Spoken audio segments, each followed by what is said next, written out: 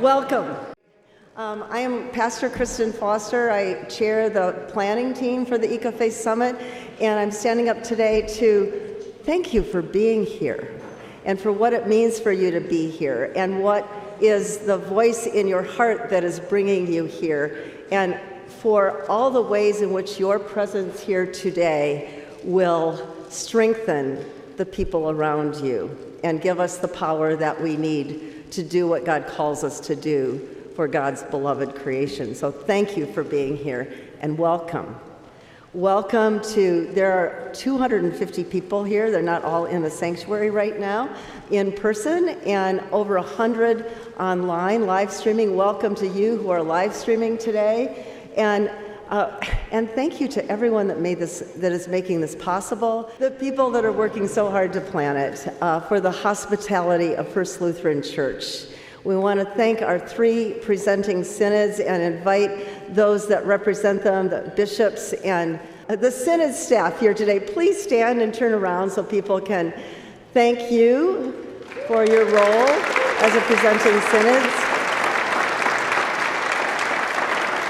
The Northeastern Minnesota Synod, the Northwest Synod of Wisconsin, and the St. Paul Area Synod, and the 5 other partnering synods today, and the 3 colleges and the 7 camps, and the 3 seminaries that are helping us, and the environmental organizations and the networking organizations, 35 partners in all that are here making this possible.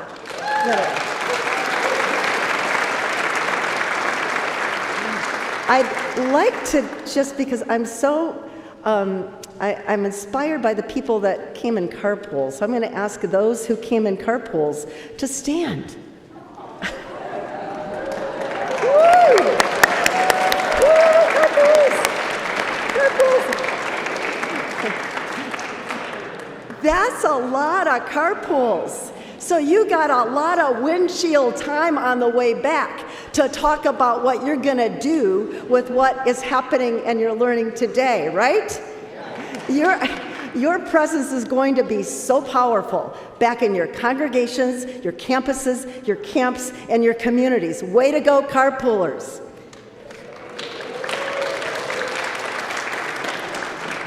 So, we come together today in the great joy of being together as people of faith and people of conscience. But we also come together today here, Saturday, April 5th, 2025, at a time of great peril in our country, in our world, for our earth. Science tells us that we are in the middle of the last decade to prevent the most catastrophic effects of climate change and biodiversity loss, and we are going backwards. And now, in the last 2 months, our environmental protections are under attack. Science that will help us solve the crisis is under attack. Religion is under attack. Human rights are under attack. Free speech is under attack. Educational infrastructure is under attack. Our safety net of Social Security, Medicare, Medicaid, and veteran support is under attack. The medical system is under attack. The rule of law and the constitutional structure of government is under attack. We know this. It is a time of great peril, far greater than we would have known when we chose 2 little-known women in the Bible, Shiphrah and Puah, to lead us into the moral, spiritual courage that is required. They came to us last summer. Boy, do we need them now. So the question for today is, how do we not find hope? You don't find hope. How do we birth hope? How do we become hope? How do we become the strength, the courage, the love to meet this moment and stand up for life. How do we help to give birth to the moral spiritual power to resist tyranny like Shifra and Pua did, and to bring healing to our world, our society? So this morning, as it says in your agenda, we're going to meet midwives. This morning is about meeting the midwives, Shifra and Pua, whose defiance of the tyrant delivered lives and set in motion the deliverance of the people Israel. We're also going to meet our keynote speaker, Dr. Cynthia Molobita, and our featured presenter, Dr. Kelly Sherman Conroy. They have a long description of how wonderful they are in your book. But essentially, and read it if you haven't, but they too are courageous midwives of hope. That's why they're here.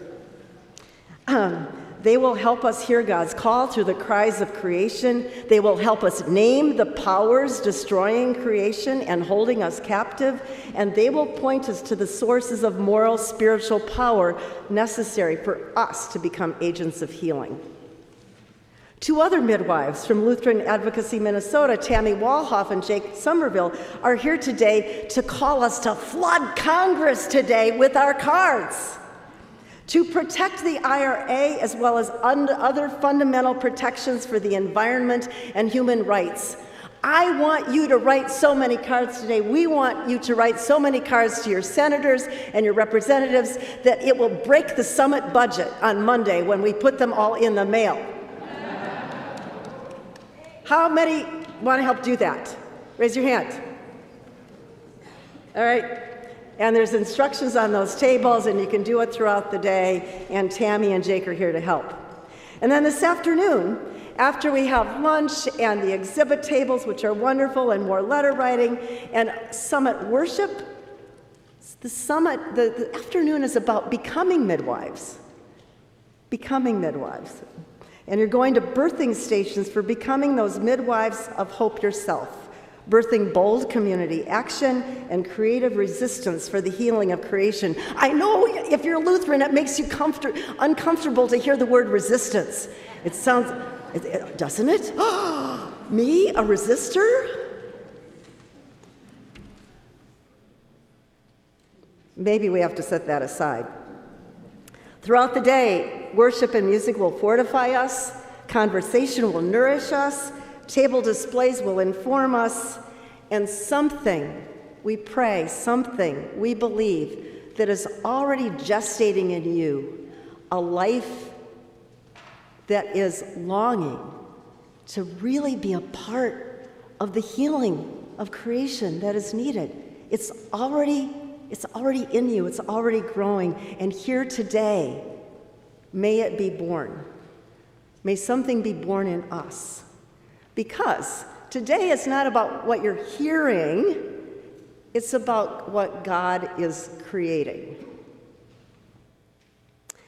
And so I send you into the morning worship with this image of what God might be creating from the beginning of Cynthia's wonderful new book, Building a Moral Economy, Pathways for People of Courage.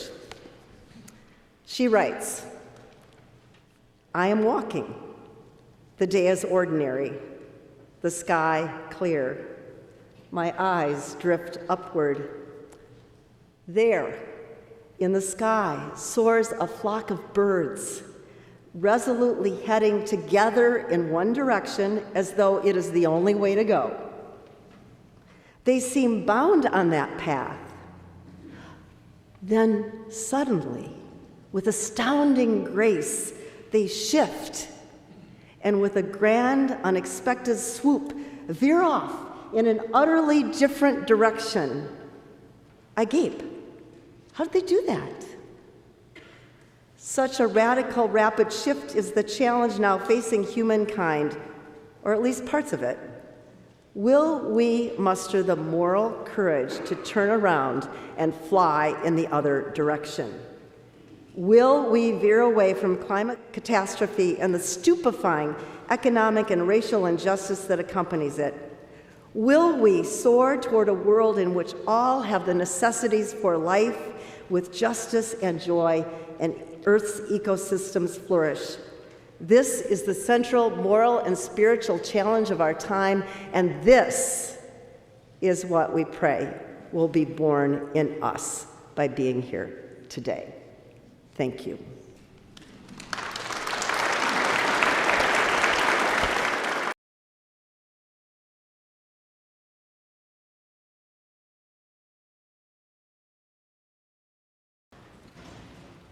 Welcome. I'm Diane Loftman, the pastor here at First Lutheran. So glad you were able to be here, those of you in the sanctuary and those who are online. I just want to give you a reminder to turn off your cell phones if you haven't done that. Also, we aren't robing for worship, and the green is not the color of the season. It's purple, in case you don't know, for Lent. But I thought if anybody would appreciate my tree stole, it would be all of you.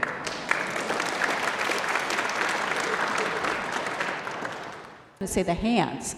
The tree also connects us to our tree of life, which we love and we use throughout the year. And last night, many who were here put on those hands the acts of healing for creation that they are going to do. So there's a basket here on our playground table, and you can write what acts of healing for creation you are going to participate in when you leave, and you can hang them on the tree. Just keep them away from where there's going to be flame. Let's rise and continue with our worship.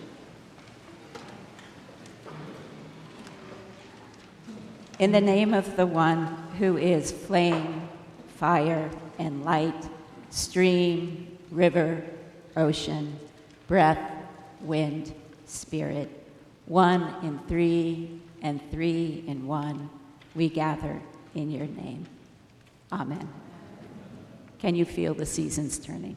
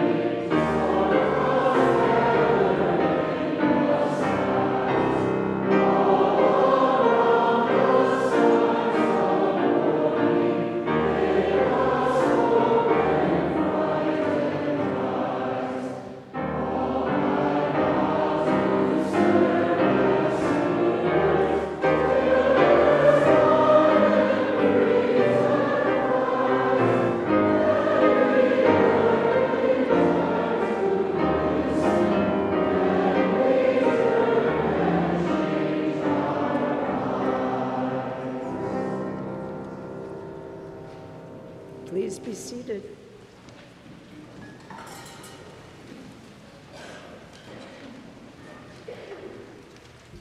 And so we begin, dear gathered community. We begin by grounding ourselves in our guiding scriptural story from Exodus 1, so I invite you to listen.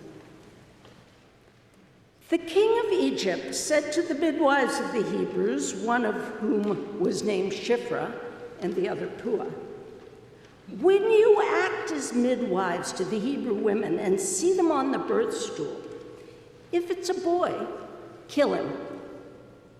If it's a girl, she shall live." But the midwives feared God. They did not do as the king of Egypt commanded them, but let the boys live. So the king of Egypt summoned the midwives and said to them, "Why have you done this?" and allowed the boys to live. And the midwives said to Pharaoh, "Because the Hebrew women are not like Egyptian women, for they are lively and give birth before the midwife comes." So God dealt well with the midwives, and the people multiplied and became very strong. And because the midwives feared God, God gave them families, houses, daughters.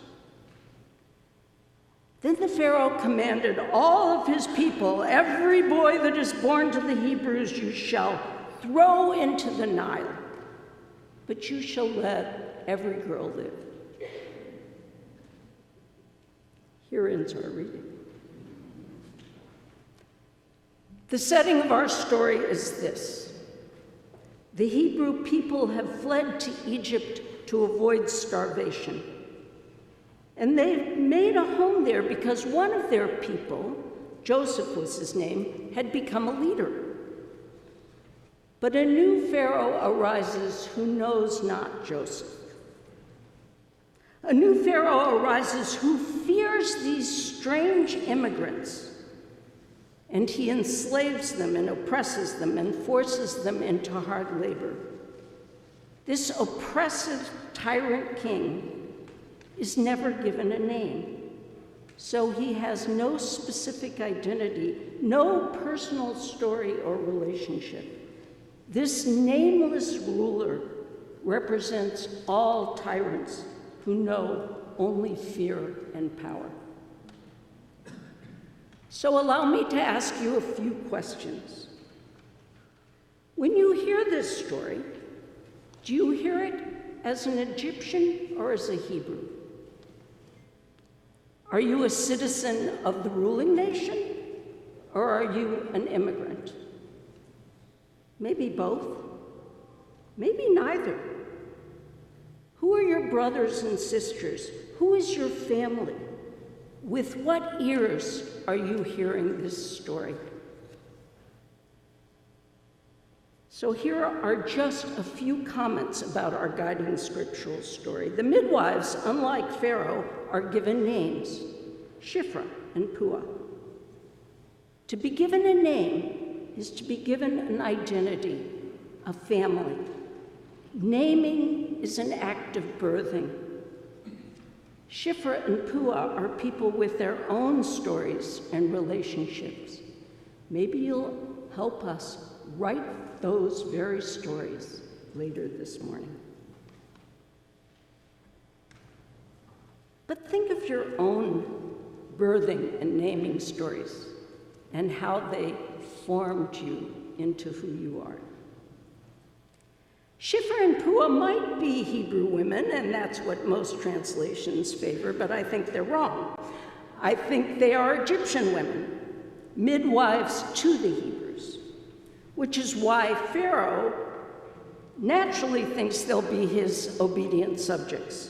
Pharaoh's order is unbelievably cruel. If it's a boy, kill him. His order is also unbelievably blind. If it's a girl, she shall live. Pharaoh apparently doesn't understand the power of seemingly powerless women. They may be his subjects, but they are not subject to him.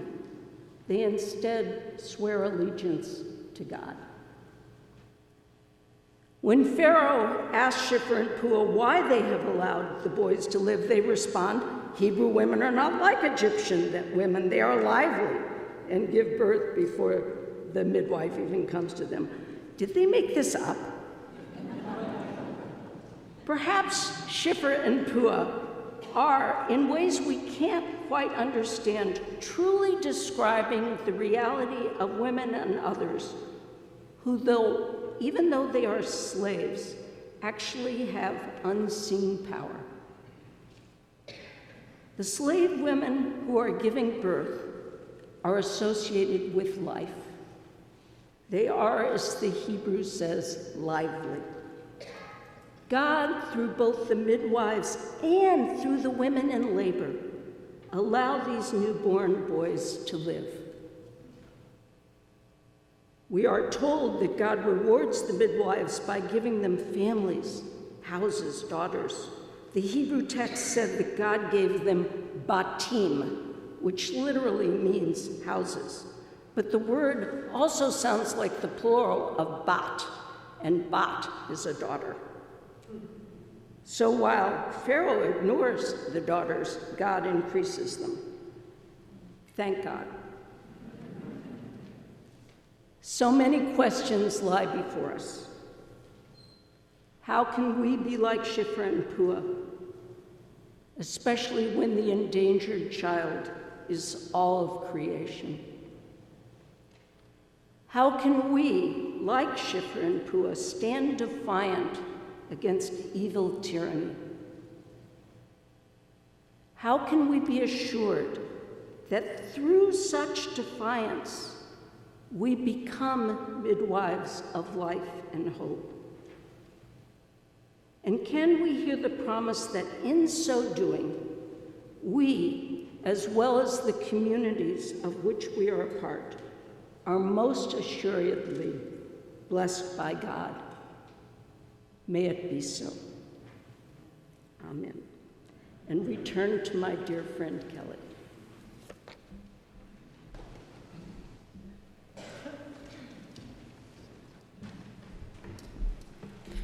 Good morning.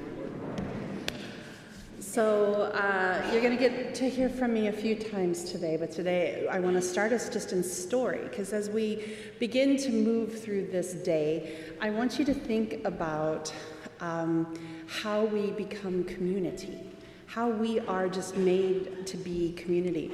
When I was little, I used to always hear these stories about how we were, how we're just intricately connected. If you don't know who I am, I come from the Oglala Sioux tribe, which is in southwestern South Dakota.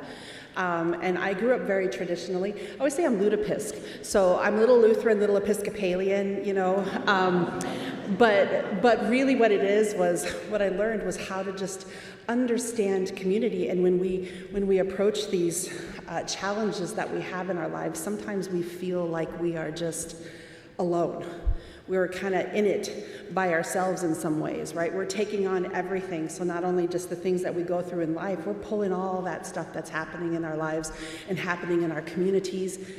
And it's just hard to breathe and feel that community when so much weight is on our shoulders. When I was little, my grandma used to tell me the story about how we're connected, right? And so if you ever thought about how God has created us, there's such a beauty in how we are born and created in this world. See, if you look at the world itself, we understand that the world is created of water, right? That water, the vast majority of this world is water, and that's important because we know water is life, right? That mini Wachoni, the water is life. And if you think about scientifically over the last some years, it has proven that water holds memory, right? And so when you are being formed and when you have been formed in your mother's womb, That water is a part of that, because think about that. Our bodies are a majority of water. So those memories, those stories of your family, those stories of the world, of the earth, all the pains, all the groans, all the celebrations, all of that is beginning to form you.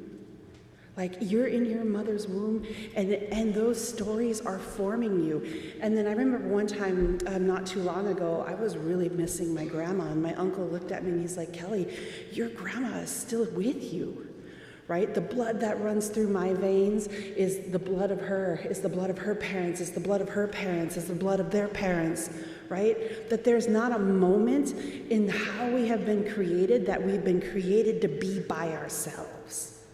It's this beauty of birth, right? And so we're in our mom's wombs, and we are forming. Those stories are a part of us. Your families are a part of you. The world is a part of you. And then you are born, and that water flows right back out into the world. And then guess what? Your story becomes a part of the world. It connects into the world around you, right? And then as Christians, we're baptized not just into a family, but it's a reunion, right? We've just been birthed into this beautiful family, this beautiful world, this beautiful creation that we have never been asked to be a part. And you see, as humans, that's often what we have a tendency of doing, is putting ourselves outside of the narrative of creation, right? Birds, bees, trees, all of those things are over here, and we're right here. But if you truly understand how we've been made, and look at it in this indigenous worldview, you'll understand that we're not created to be separate from. That the Spirit of God, that Holy Spirit, resides in and amongst everything. Those birds, the bees, the trees, the land, water, air, us. So when we talk about creation, we're not talking about something that's behind us or over here to the side. We are talking about our family, because we're a part of that creation, which is so cool, right? And in the shadows of empire, you know, Shipra and Pua were asked to stay silent, right? But they chose otherwise. They chose life. They together they protected the sacred in and of community, right? Their resistance, it wasn't really loud, but it was holy. They listened to the voice within them. They listened to God. They remind us sacred courage, right? They remind us that sacred courage is not solitary. It's held and lived together, because we have been created to approach life in that way. That my pain is your pain. Your celebrations are my celebrations. That when the earth moans, we hear it and we stand up and we speak, right? Each of you are a part of that same sacred community. You're called to carry life, to protect it, to birth justice with each breath that we've got. Because again, we're sacred, right? Sometimes I think in the midst of all the challenges that when we carry all of that stuff in our bodies, and I have my students really struggle sometimes, because they're like, Dr. Kelly, I can't pray. I don't know what to say. And there's this beauty, and sometimes it's just breathing, right? Because God is a part of us. God knows exactly what's happening and what you need to say, so you just, and that is your prayer. It is being heard. Not only do our families live in us, right? Everything that we do, God is with us. And it is okay to say, I remember I had a colleague a few weeks ago and somebody said, "You're such a strong woman." And she was like, "No, I am not." And it is okay to not be that strong person all the time, right? Because the beauty of community, the beauty of what we learn with Shipra and Pua is that they also relied on each other. That community, when you have that moment where it's like, oof, I can't, right? You have the rest of your family around you to lift you up, to do the work of justice, to speak up when you can't. And then when you're ready, step back in. Because I'm sure there is somebody else then that needs that respite, that break, right? That is the beauty of community. Just kind of like how those waters carry our stories, you and your story is just as important because it's a part of that creation. And you are community. So as we move forward today, remember that you are held in these stories that we're talking about. And you hold others' stories in return. It's the beauty of who we are as community. Amen.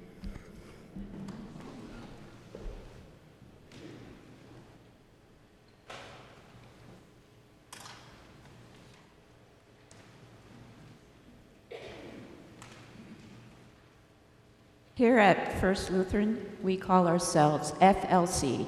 First Lutheran People stands for what? Faith, love, community. Oh, good. They didn't let me down. Growing in faith, spreading God's love, and gathering in community. Today, together, we are living out this mission, and we are gathered in community from near and far, here in person and online. We seek to join the midwives Shipra and Pua of our biblical story in spreading God's love beyond our limited understanding of communities to all creatures and to all of creation. And we are praying. We are praying to grow in our courage and our capacity to live out our faith as creatively and as powerfully as God's midwives did, saving life over against Pharaoh's calls for death. May it be so.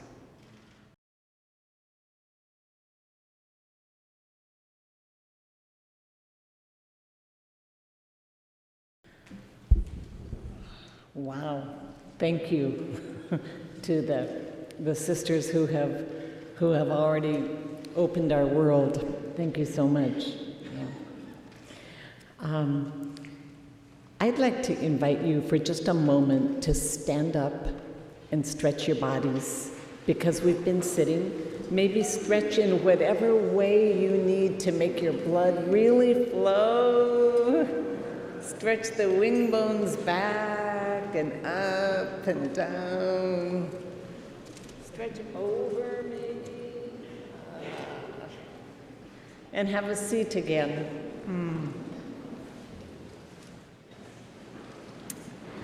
I am so delighted to be here with you and to be actually back in northern Minnesota. This land is really precious to me for a number of reasons, one of which is that my very dear grandfather was called to Keewatin after he had retired from Concordia College and spent the end of his ministry in 3 churches in Keewatin. And visiting him, I just kind of fell in love with northern Minnesota. And I also want to say that I have never experienced such care and creative insight and collegial genius as I have experienced with the planning committee of this, the planning team of this event under the leadership of, or with the leadership of Kristen Foster. So let's give them a hand. It's really been beautiful to see the astounding degree of deep reflection that has gone into creating this day, or that God has given to these folks for the creating of this day. And then I'd invite us to take just a moment to share the joy of gratitude.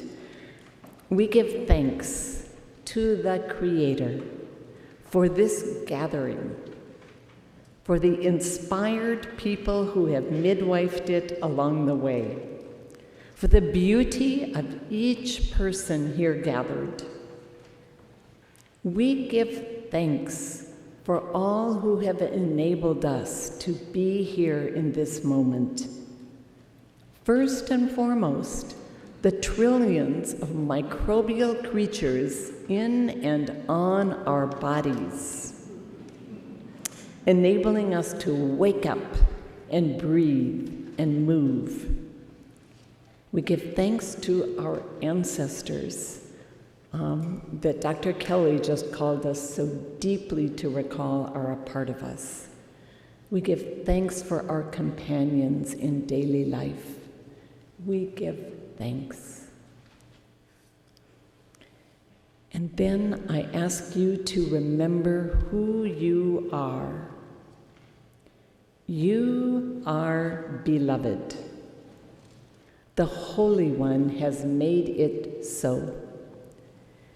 I invite you to look at the person to your left and then your right and let your eyes say to that person, "You are beloved."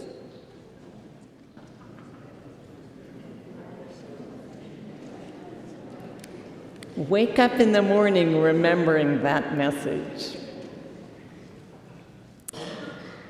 So this is holy ground, and we are beginning.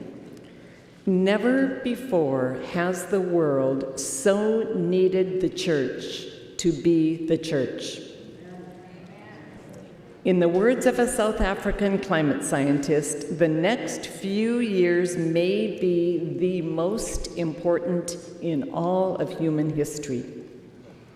Take it in. You and I are alive as human adults at what may be the pivotal point in the history of our species. Indeed, life on Earth now hovers at a fork in the road. One path leads to climate catastrophe beyond imagining. It is the path we are on. The other would lead to an Earth community that flourishes. Human decisions and actions will determine which path we choose. Some people say that it is a terrible time to be alive. Have you heard that?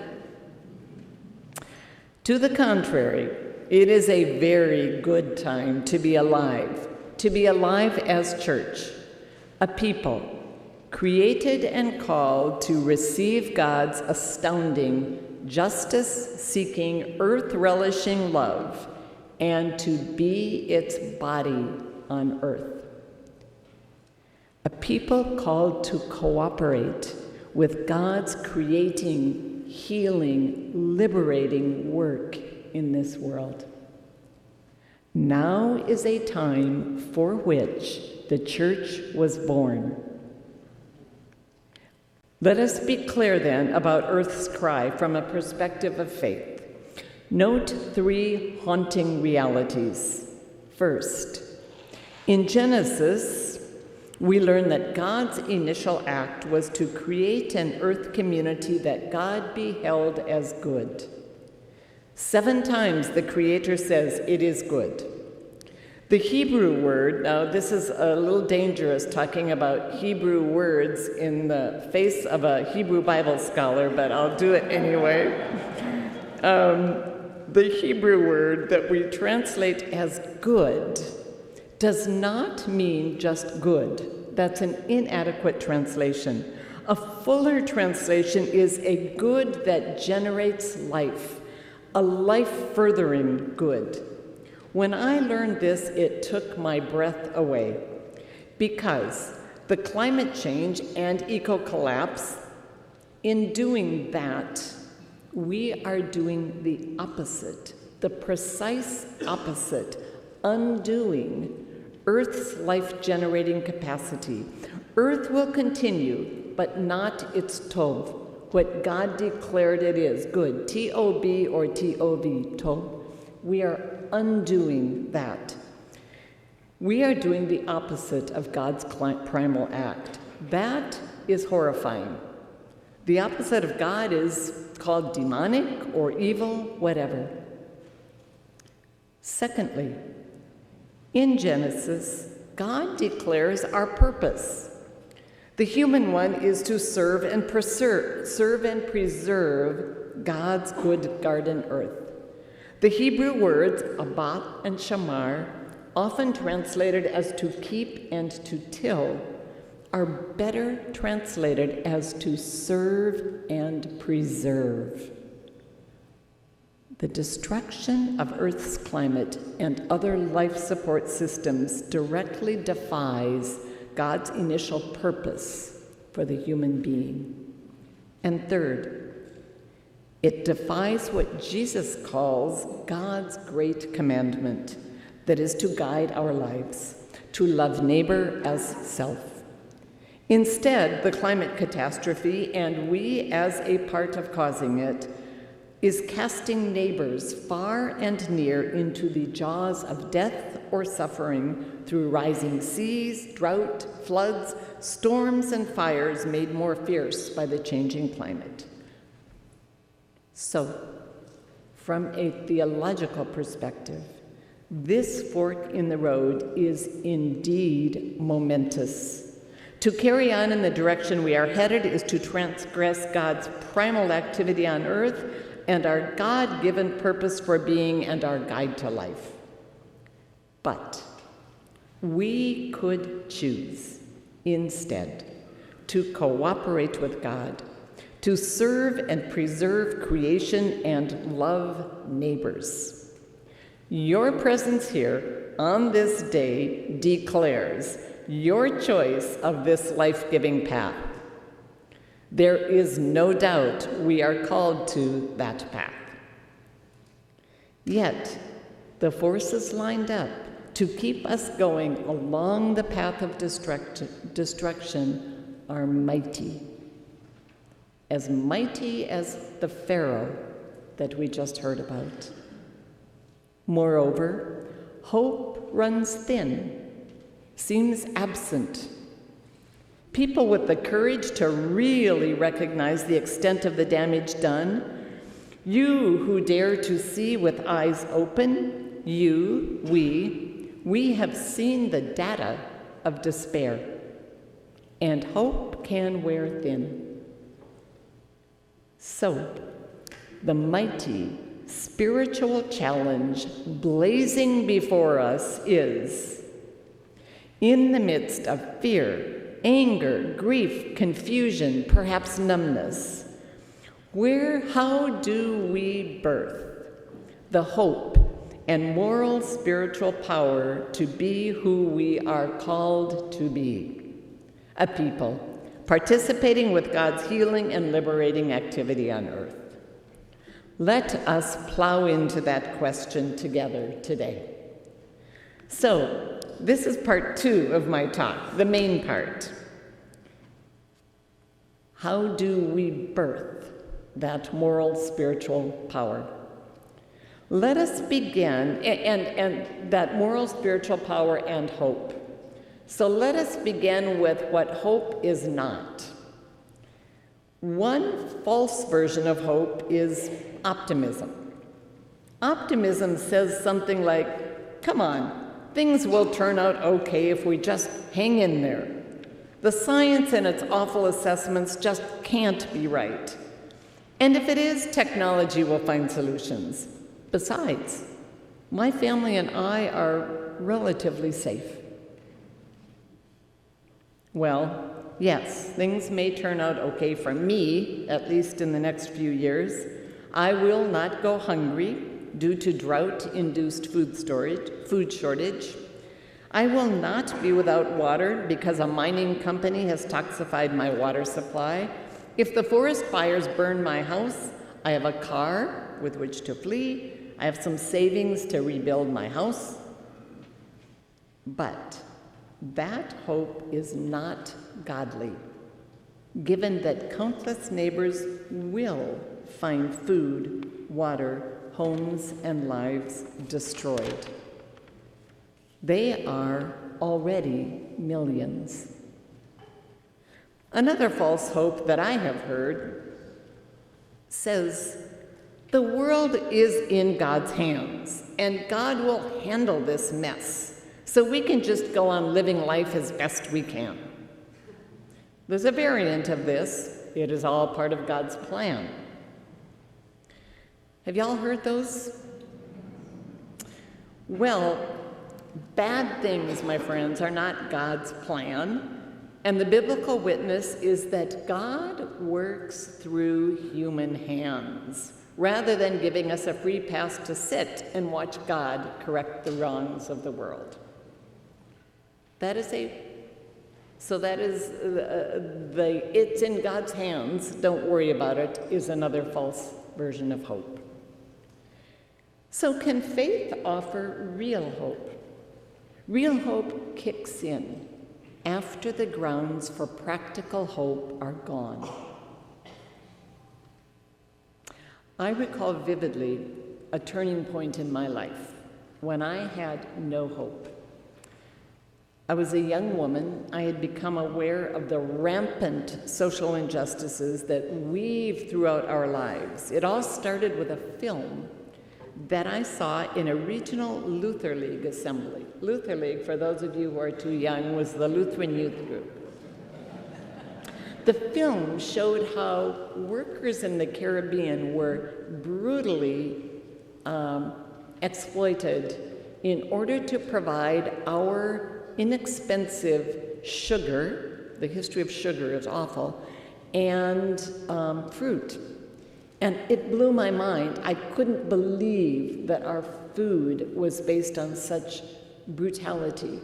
And I began investigating more, I learned more, and I learned about all over the globe the extent to which economic systems were benefiting us and destroying people and lands.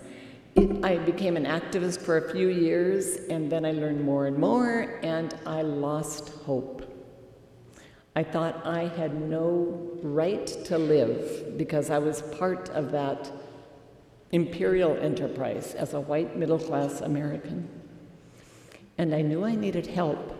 I went, the Spirit, I am sure, told me to find someone who knew about systemic injustice and still had hope.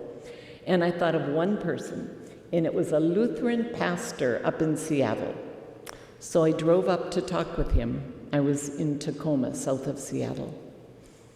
I don't remember anything about that conversation other than the message I got. And this was a man his name was John Nelson. I don't know if you know the name. He had been deeply active in the anti-nuclear movement, peace movements throughout time. He had 13 adopted kids. Some of them adopted, some of them birth kids. And he knew how to laugh and face systemic evil. And actually his mother, I won't go into that. I said, John, how do you maintain hope knowing what you know?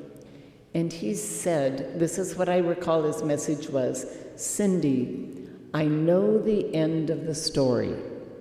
Okay, that told me the power of resurrection faith. And I'll speak more about that.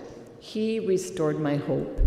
1 Peter says, be prepared to give an account of the hope that is in you. He gave an account of the hope that was in him, and it changed my life.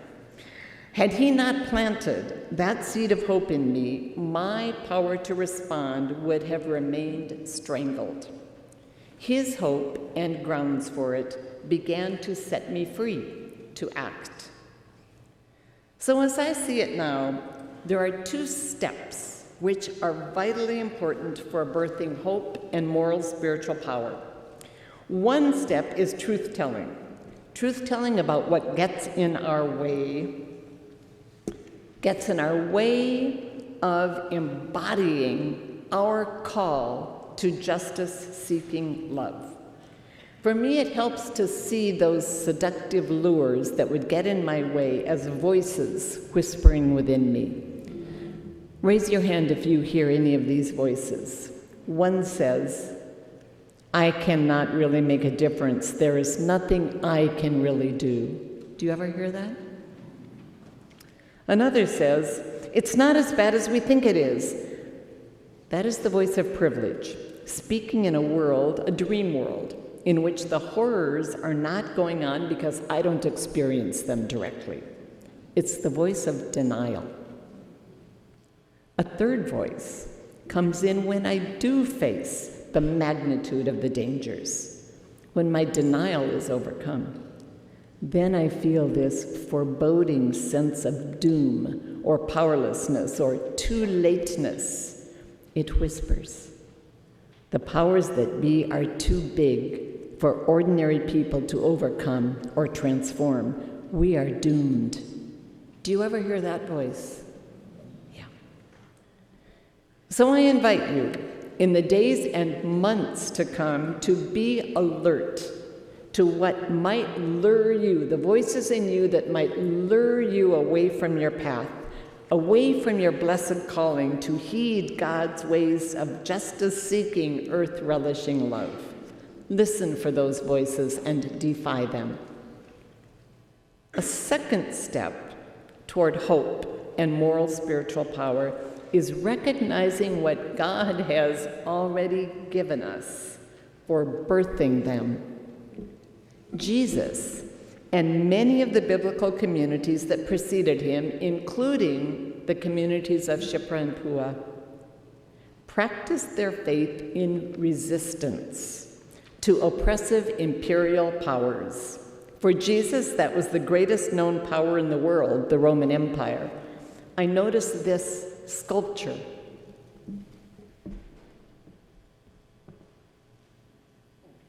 There's a little sign.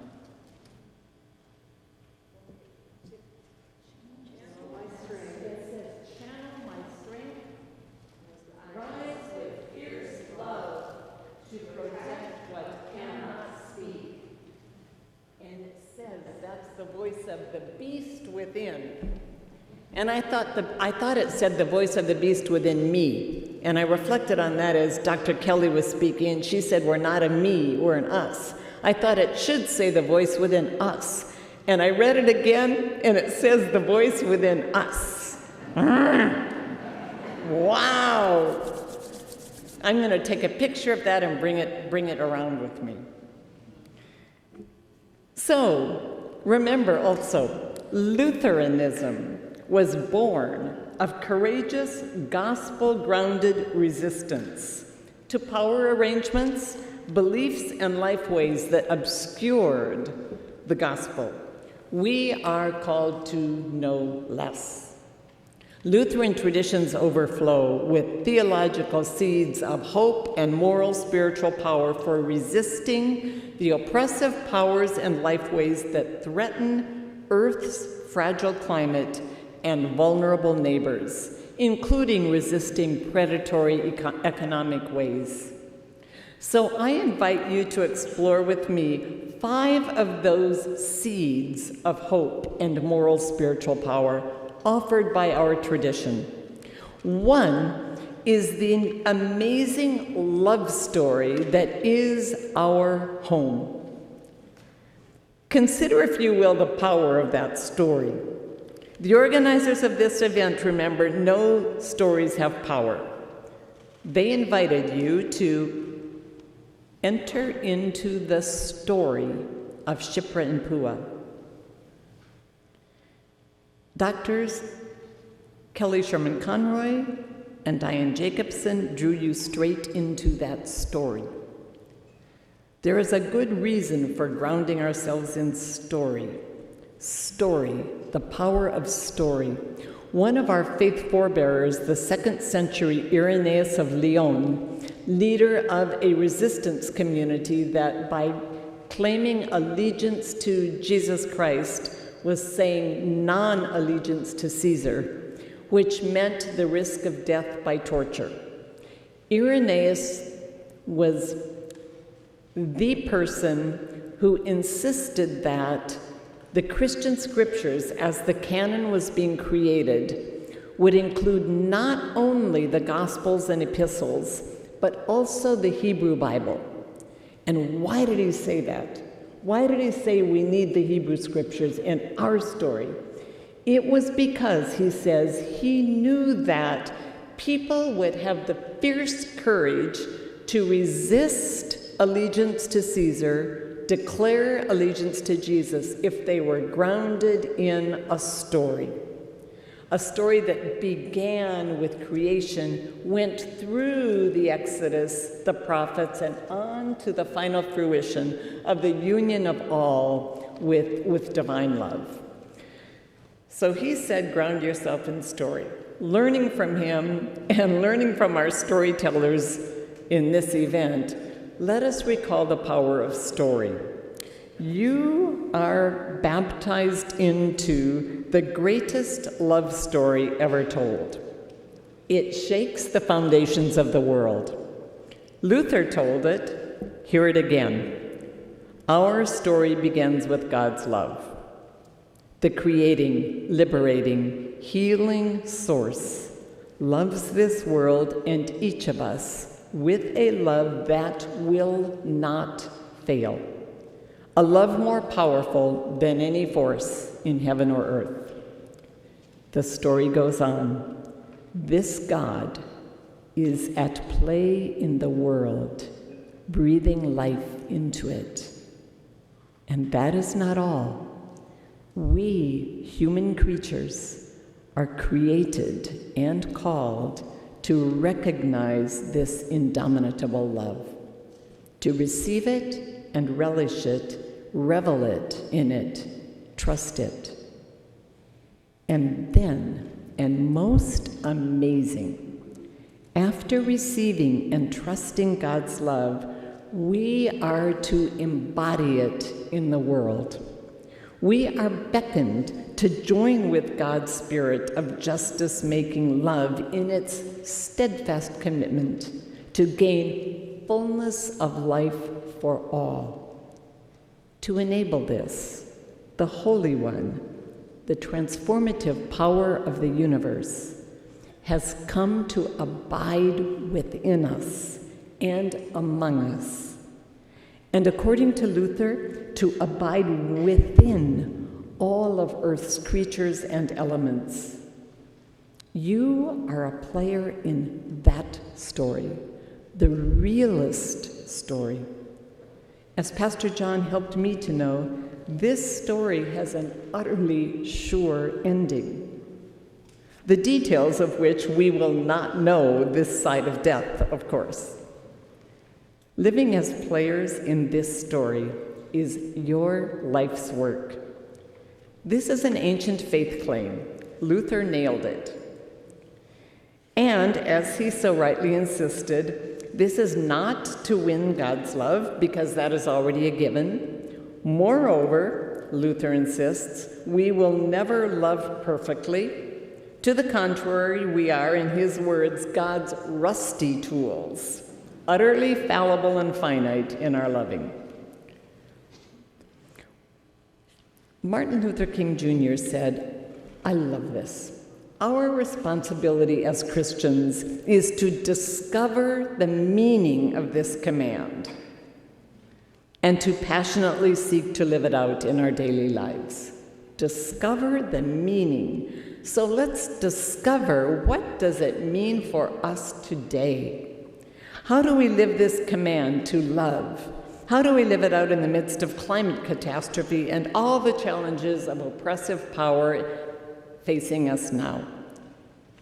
Hint, hint, that would be a terrific focus of an adult forum or Bible study for a synod or a congregation for a year, to discern the meaning of love, love that strives for justice and cares for earth in this time of climate catastrophe.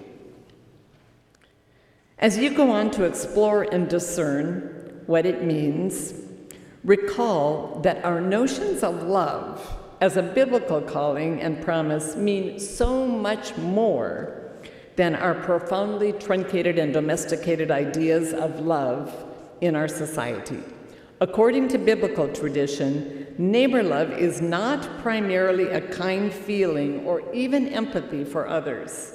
No, it means serving their well-being, and it specifically includes intentional efforts to confront and transform all forms of injustice. Bonhoeffer called this putting a spoke in the wheel of injustice. It is central to the biblical calling to love. Luther, in fact, how many people here are ordained pastors? How many people, in addition to that, preach sometimes? Luther admonishes preachers regarding their roles and obligations in the face of practices that exploit the vulnerable. Pastors, preachers, he says, are to, I quote, unmask hidden injustice, thus opening the eyes of the secular authorities for their mandate to establish justice, end quote. They are to do this in many ways, including through the pulpit. So, quote Luther the next time someone tells you you should not address matters of justice or politics or economics or climate from your pulpit. So shortly we'll probe more what that means for our lives now, but first a few other seeds of hope and moral spiritual power. A second is a theology of the cross. It claims with fierce conviction that in the depths of human brokenness, brutality, desolation, apparent abandonment, the saving God is present. This claim is stranger than it seems. God's presence in the depth of our brokenness means that God is present even when we have no faith that God is present. Where God seems absent, there God is. It means that God's grace is with us even when we make terrible mistakes, fail in our calling, when we're complicit with systems of injustice, structural sin, such as being the perpetrators of climate change or the material beneficiaries of centuries of colonization, and more. This claim is so important to me. Otherwise, I would feel denounced. I would feel condemned by my role in climate change. I realize the truth of this claim that God's love for us cannot be stopped by our own wrongdoings. When my mother was killed years ago. She was murdered very, very brutally by 3 people. And I remember knowing deep within that God was with and loving my mother, and God was with and loving and still loving those men, no less. Nothing, says our ancestor, the Apostle Paul, even our roles in terrible wrong like climate change, nothing can separate us from the love of God in Jesus Christ, Romans 8:39.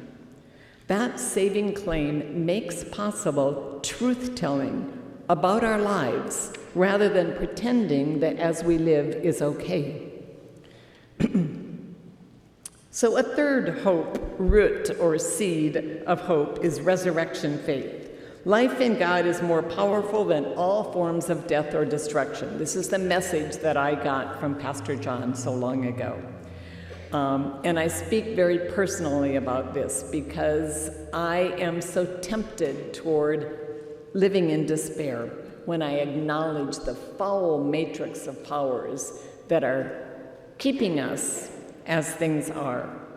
But again, my hope and my spirit were restored by another person's resurrection faith, that the power of God's liberating love is greater than all else.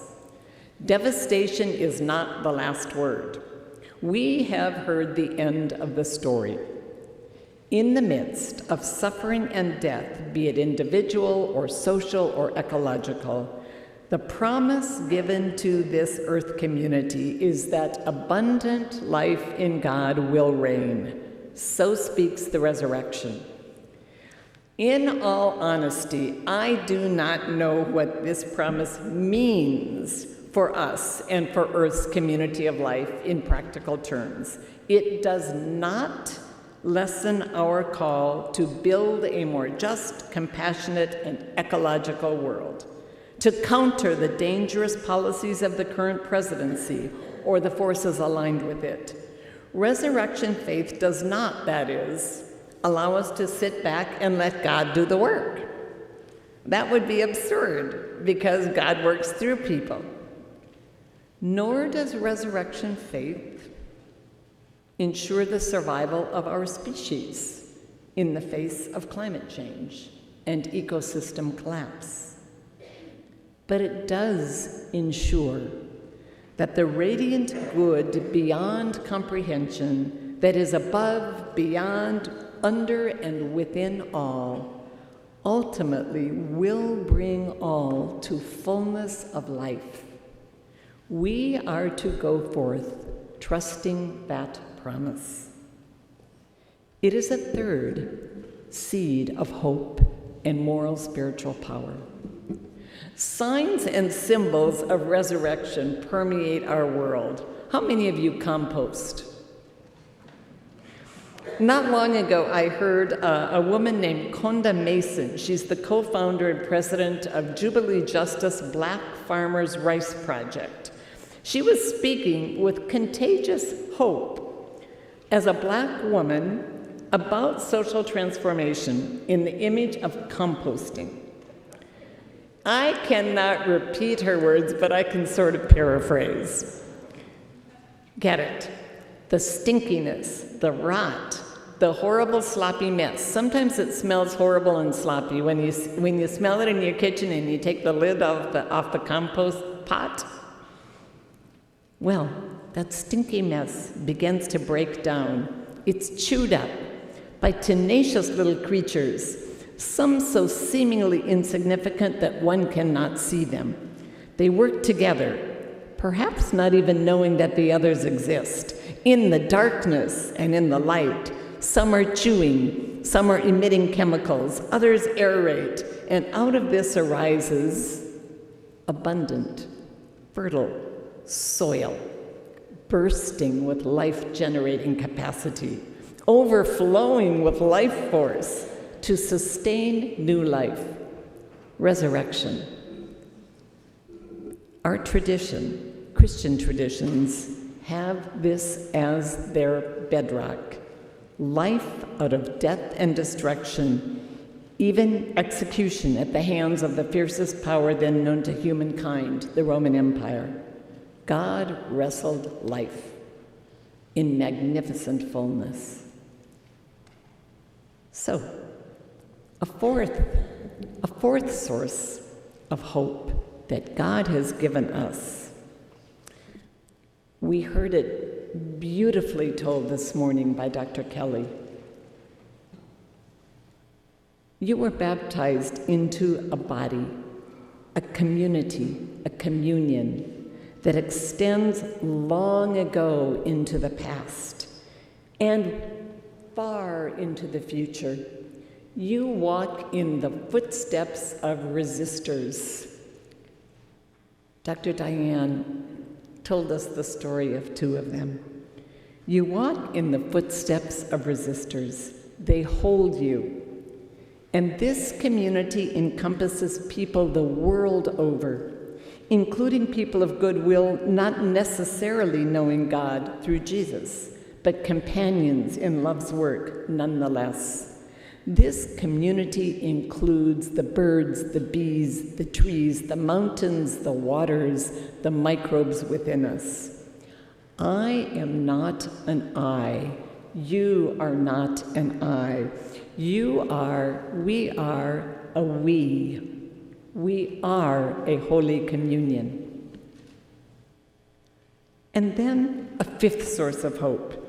The Creator has given us the profound gift of sensuous beauty. We humans are splendidly sensuous creatures. We delight in the beauty of touch and taste, sound, and smell. The gift of beauty leads us to relish the gift of being alive, alive as earth creatures in an extravagantly beautiful world. Magnificent, almost beyond imagining. God has placed us into a feast of beauty. The beauty of a complete stranger's smile passing on the street. The touch of breeze on the skin when you walk out the door in Duluth. The undulating bends in the trunks of the old trees out there, the oak trees. The dazzling colors in the sky. The seasoned face of an old person. A back rub. The taste of ripe melons. How foolish if we do not savor it. Soak it in. In recent years, I have realized that part of our sacred journey is allowing beauty to feed us. I believe with all my heart that recognizing and relishing beauty, the beauty all about us, feeds hope and feeds moral spiritual power for life. So I implore you, as you continue the quest for faithful next steps in these perilous yet promising times, relish the beauty all around you, savor it, bathe in it, laugh with it. Perhaps your spiritual practice for the coming months could be a daily beauty bath, even if only for a moment or two to pause, and with awe and gratitude savor the feast of some beauty that offers itself to you in the moment. So these are 5 seeds of hope that God has already given to us to provide moral spiritual power for the work of healing this good creation and resisting all that is destroying it. Let's move then to a very brief and final part 3 of my comments. I call it, What Then Shall We Do? As players in this story, as body of God's justice-seeking, earth-treasuring love, what are we to do? The challenges before us are so great. The economy continues to cast many into the jaws of poverty and to destroy Earth's fragile ecosystems, so that a few may amass outrageous wealth. What are we to do? For me, it is helpful to have a framework for faithful action. I consider it a framework for love in action. Most importantly, this framework is built on knowing that we are first and foremost a we, rather than an I. Never see your actions as isolated, just what you can do. See what you do as part of a global and local we, a we that includes our ancestors, microbial life forms, sun rays, ocean waves, trees, bees, people still to be born, all part of a grand movement toward a world in which all can flourish. To get your we-ness, to conceptualize your we-ness a little bit, just imagine the utter inability of your thumb to get you out of a burning house. Nope, no good. Alone, the thumb can't do it. But think how utterly important your thumb is as a part of the we that will get you out of the burning house. It is the we of your entire body, and the bodies of the firefighters, and the bodies of the people who built the flame-retardant roof that gives you an extra minute, and so on. You only get out as a we, not as a solitary. We act as part of a God-given communion. So the framework I suggest for action by this we is a 3-branched tree. Healing creation calls for change in 3 branches of our lives. They are our practices or behaviors, that is, our daily activities of households and churches, other institutions, practices. Secondly, social structures or systems. And third, mindsets, what we could call worldview or consciousness. Remember, theology and the church have a lot to contribute to that one, as well as to the others. Forging life ways, or life-giving ways of life, requires change in all three. Let's end here with an example of these three branches in the life of a congregation, seeking to confront the anguish of poverty and climate change. One change in the mindset or worldview branch is to transform this false idea that our impact on our neighbors and the earth is only through our personal interactions. It is not. I impact the earth and my neighbors also through systems of which I am a part. For example, the agricultural systems that provide my food are horrendous producers of climate change that is killing neighbors. The transportation system that brought me here by air is doing the same thing. We impact by virtue of the systems of which we're a part. So our mindset in modernity is trained to think we impact people just interpersonally, but no. Neighbor love pertains also to the systems of which we're a part. How could we change, how could we change that mindset change to change in the other two branches, lifestyle and social structures? Worldview, lifestyle, social structures. Imagine that you want a group of confirmands. How many of you work in some way with young people? Imagine that you want a group of young people to shift the perception or worldview to see that neighbors are whomever my life touches through systems. It's a very hard thing to conceptualize. That neighbors are the people my life touches, who made my garments, who brought my food. So you give them an assignment. They are to trace the impacts of the congregation's communion practice on the earth and on human neighbors, including carbon footprint. They have 2 weeks to do it. They dig in. They trace the bread and the wine and the juice, the textiles on the altar, the cups, the chalice, and more, where the wheat and grapes were likely grown, how the workers were treated and paid, how far it came from. Whew, what do they find? The paraments and the pastor's garb were made of fabric made in a sweatshop in Bangladesh, run by a company in which workers are virtually enslaved. The bread was made from flour that had been shipped hundreds of miles and hence was a veritable smokestack of greenhouse gases. The little cups were made of plastic, which is now a threat to life in so many ways. The metal in the chalice was likely mined in Zambia by a company that left a lake so toxic that my colleague's brother died from swimming in it. The youth were appalled to find the damage done through the systems that connected them to these neighbors. Just the carbon footprint alone, that is the greenhouse gases emitted by transporting things, they found it all to be outrageous. And then you lead them in a study of Luther's writing on the power of the Eucharist.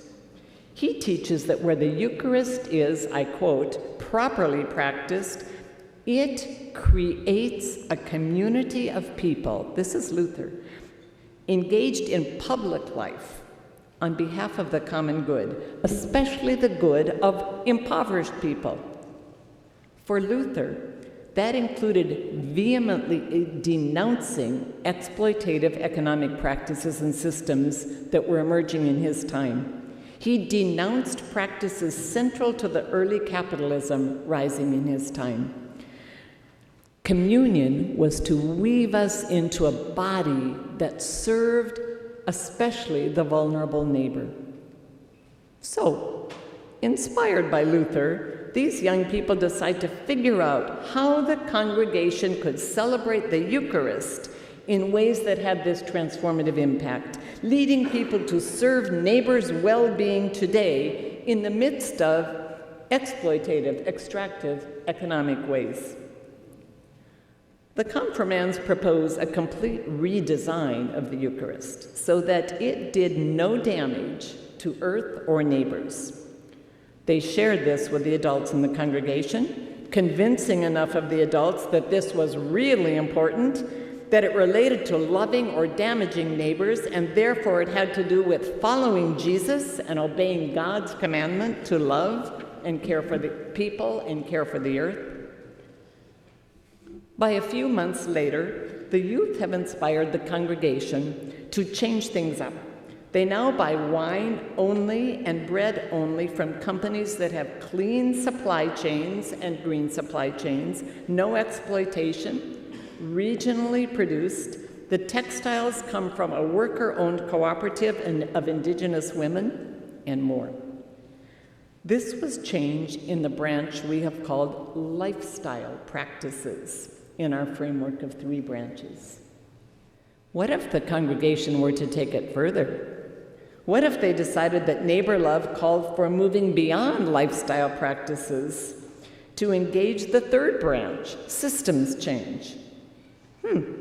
They decide to join the Lutheran World Federation and World Council of Churches work on a global campaign to prohibit mining companies from destroying ecosystems in the name of maximizing profit, and to protect the workers' and to protect the workers' incomes and job security in the process of it.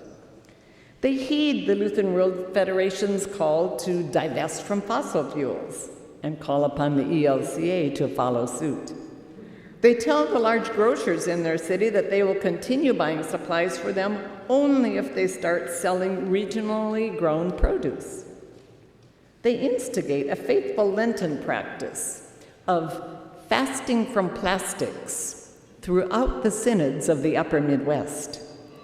Their synod leads the way in calling the ELCA to practice the Eucharist, baptism, worship, coffee hour, meals, and more in ways that are neighbor-loving and earth-serving, grounded in Luther's teachings about the Eucharist. Well, for now, the point is this. Building earth-healing, neighbor-loving ways of life entails change in 3 branches of our lives, and they are connected. Practices, social structures, and mindsets or worldviews.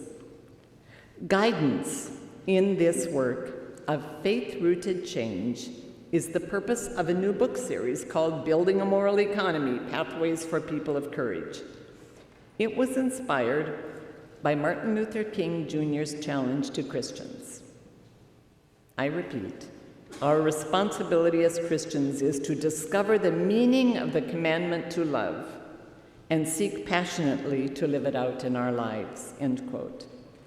So this series aims at helping us to do exactly that. It teaches 10 fingers on the hands of healing change, that is 10 forms of action. The first volume is out. You can check it out in the books, in the gathering space out there. And the next volume is on its way, and it pertains specifically to climate justice, climate hope. So in sum,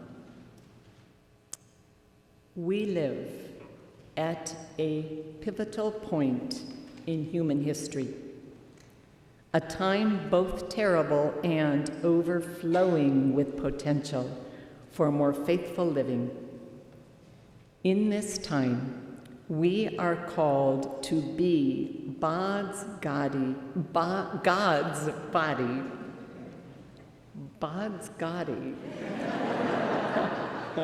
You're called to be God's body. We are called to be God's body on earth, bearers of God's healing, liberating power. We have viewed 5 seeds of hope and moral spiritual power given to us by God for heeding this calling. And we have glimpsed a framework of acting on that hope.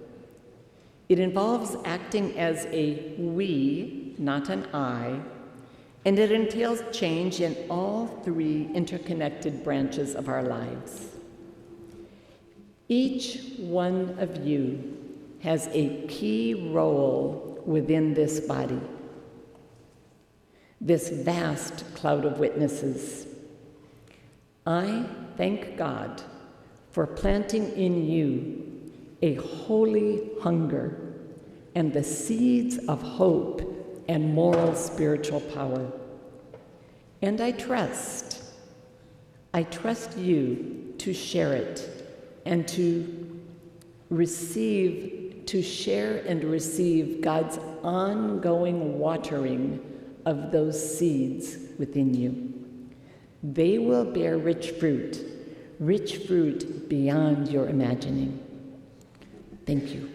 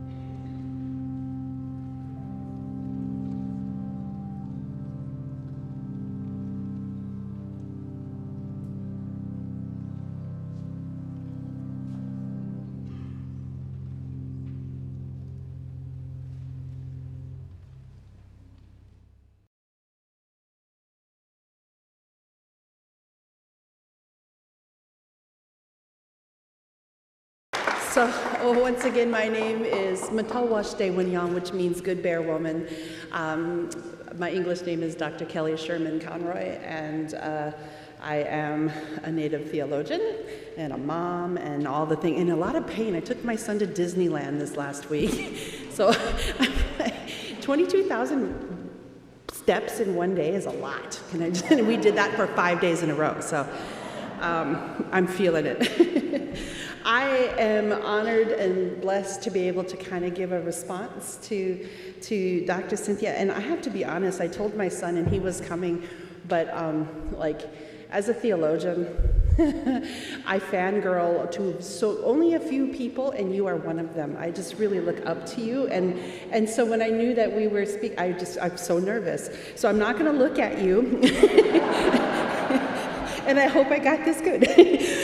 But I just love it, and my son just laughed, just like, Mom, and I'm like, no, and he's like, you're such a nerd, and I'm like, well then, yes I am. But I've learned so much, and I'm so grateful. And I took notes. I don't know if y'all did, but I was over there, like, I was taking notes, and so I even altered a little about what I was going to say. But as Dr. Cynthia said, we are living in a really pivotal moment in history, and that's not a cliche, right? I say this for myself from like the bones of my people. From the songs that just rise in our blood to the stories that are just carried through generations, right? From the lands, I think, that have held both our ceremonies and our suffering. There is something sacred about being alive right now. Even when it doesn't feel that way. When hope feels like it's just kind of running dry, or kind of like that dry mouth, you've got dust in your mouth, it's just dry, right? Even when the world feels just way too broken, too cruel, too far gone, there is something about this moment. Because I think, as you mentioned, we are born into this moment. Not to turn away, but to turn towards each other. To stand in that kind of aching truth of what is, and I still believe that what is coming. Right? That there's to still believe that something beautiful, something just something sacred can be born within all of this chaos that is going on. I think you kind of alluded to, and this comes from a little bit of our conversation the other night, that we are not witnessing the end, but the labor of something new. Right? And if we listen really closely to the land, right? If we listen really closely to the land, which is creation, which is our family, which is all of us, to that pain, to each other,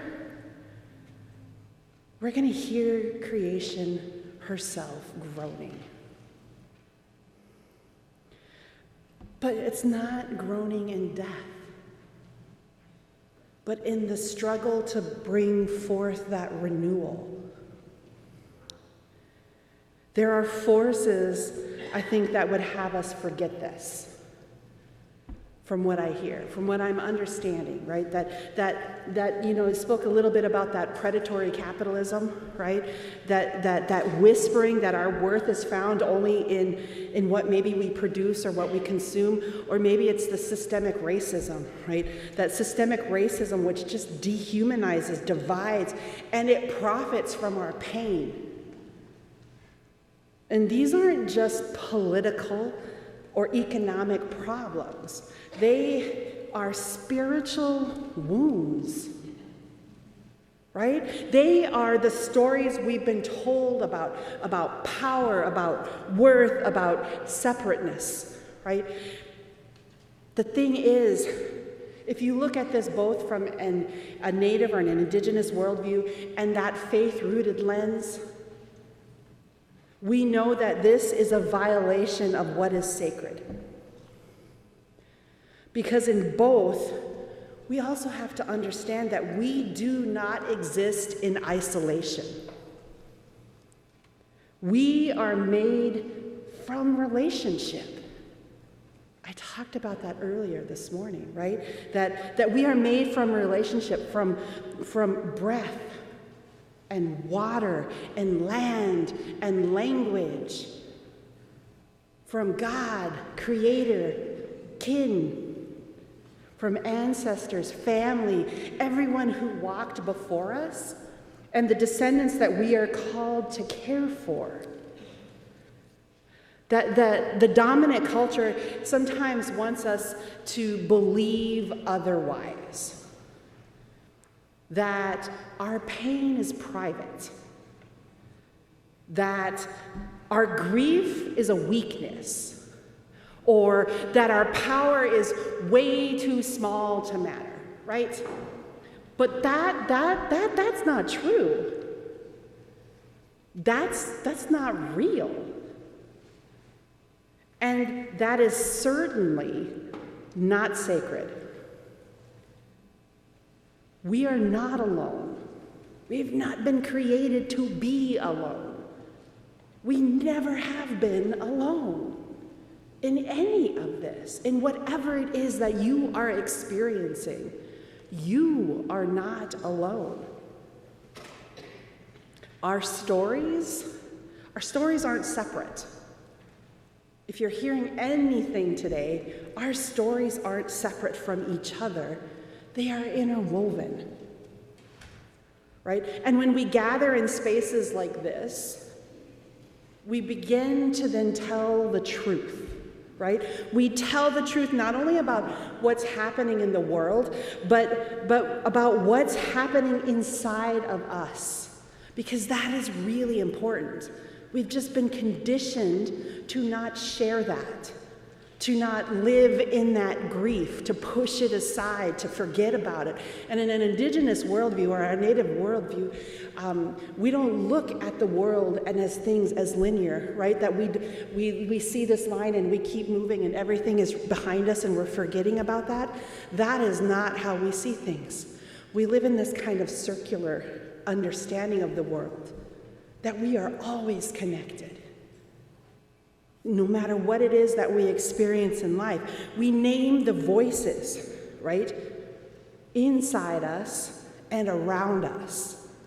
And they tell us sometimes that maybe we need to stay small, right? Those voices, or stay silent, right?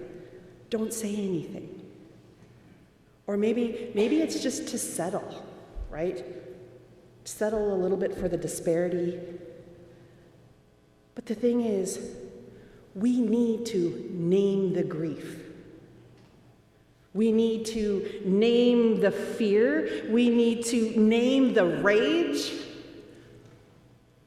Name the numbness. And then remember it. Don't move in that linear where we're moving and we're forgetting what is behind us. Because we can't forget what we're connected to. And when we remember that hope is not found in avoiding the pain, but in walking through it together, right? That the sacred is not what floats above the brokenness, but what is forged within that brokenness. That is the messages we're hearing. The story Cynthia told about the compost, that one has stuck with me for a couple of days now, but you know, that compost, it smells like rot, right? It's really gross. But it births new life. All those challenges, all those things, all the stuff, that is gonna birth new life, as stinky as it is. Right? That in both theology of the cross and in Native teachings, life and death are not opposites. They are part of that sacred cycle that makes us whole. So I'm going to tell you a little story. Well, not a little story, I'm just going to tell you a story. So in 2017, I don't know how many of you are familiar with, when you go into Minneapolis, the Walker Sculpture Garden, right? Like, this has been a savior for me and my son, because my son needs to run, right? And it has these big sculptures that people can walk in and think about and all the different things, right? And in about 2017, the Walker Art Center installed a sculpture titled Scaffold. And it was this towering, life-size wooden structure meant to represent the historic executions by the US government.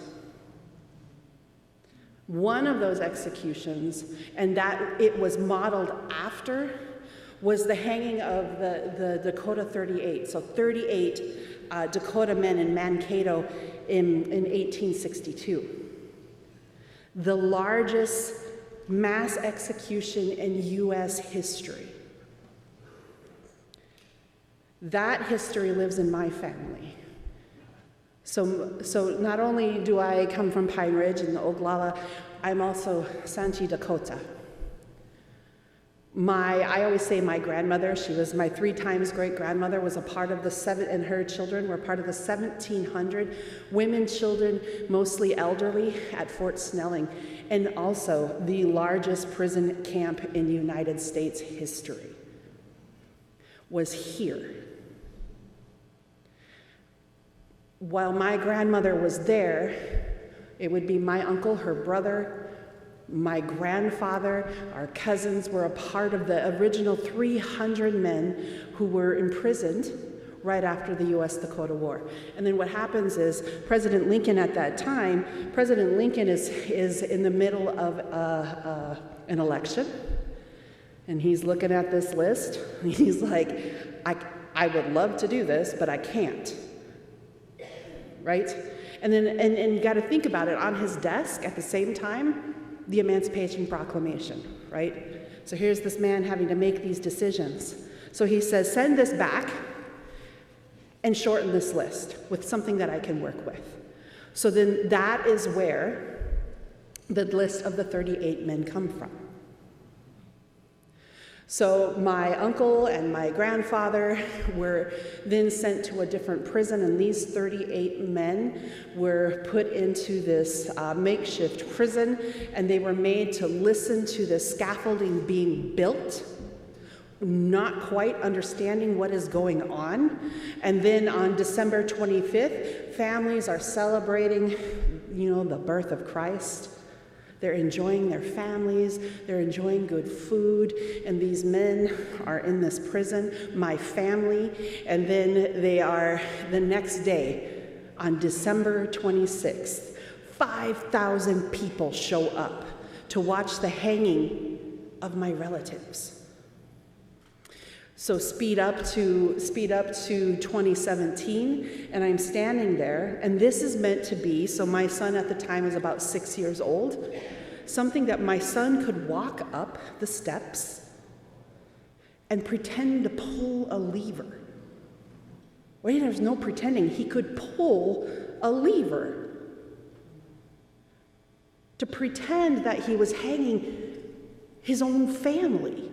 See, in an indigenous, our native worldview, we don't really separate that kind of time and space is a little bit different in how we see the world.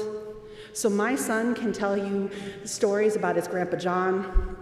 His Grandpa John fought in the Battle of Little Bighorn. Neither one of us knew him, but it's how we are raised to understand and know our family like they were right with us, because they are, right? So my son knows these stories, knows this history. So on the day, right, on the day of this execution back in history, right, in the silence that followed, there were, at that time then, our ceremonies were outlawed, our languages were pretty much buried, and our ancestors, my grandparents, were exiled from the state of Minnesota. Little known history, if you don't know this, that exile actually still stands today.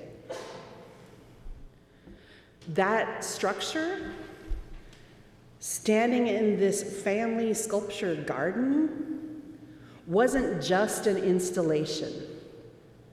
It was a wound, completely reopened. It was a gallows with no ceremony, no story, no consent. But the thing was, we didn't stay silent. Our elders gathered, our youth showed up, we prayed, we protested, and then we demanded the removal. But we demanded more than just that. We asked for restoration, for the wood to be returned to the land through ceremony, to be grieved, to be buried, to be transformed. We said no to erasure, and we said yes to healing.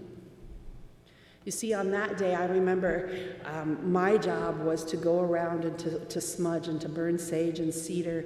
And I was walking around the crowd, and there was about 500 people there. And you could smell the cedar and the sage, and you could hear the drums playing and the people singing, and there were women crying. And I remember getting to the back of that crowd, and I stopped and I started crying because I got put into the story that I didn't want to be put into. Because I thought, is this what it felt like to experience the death of my family? To have to stand there, the sights, the smells, the sounds, and then to have people not understand that pain, couldn't understand what generational trauma was. I could talk about it, but that moment is what really made me understand what generational trauma is. But it was watching my community stand up and not be silent.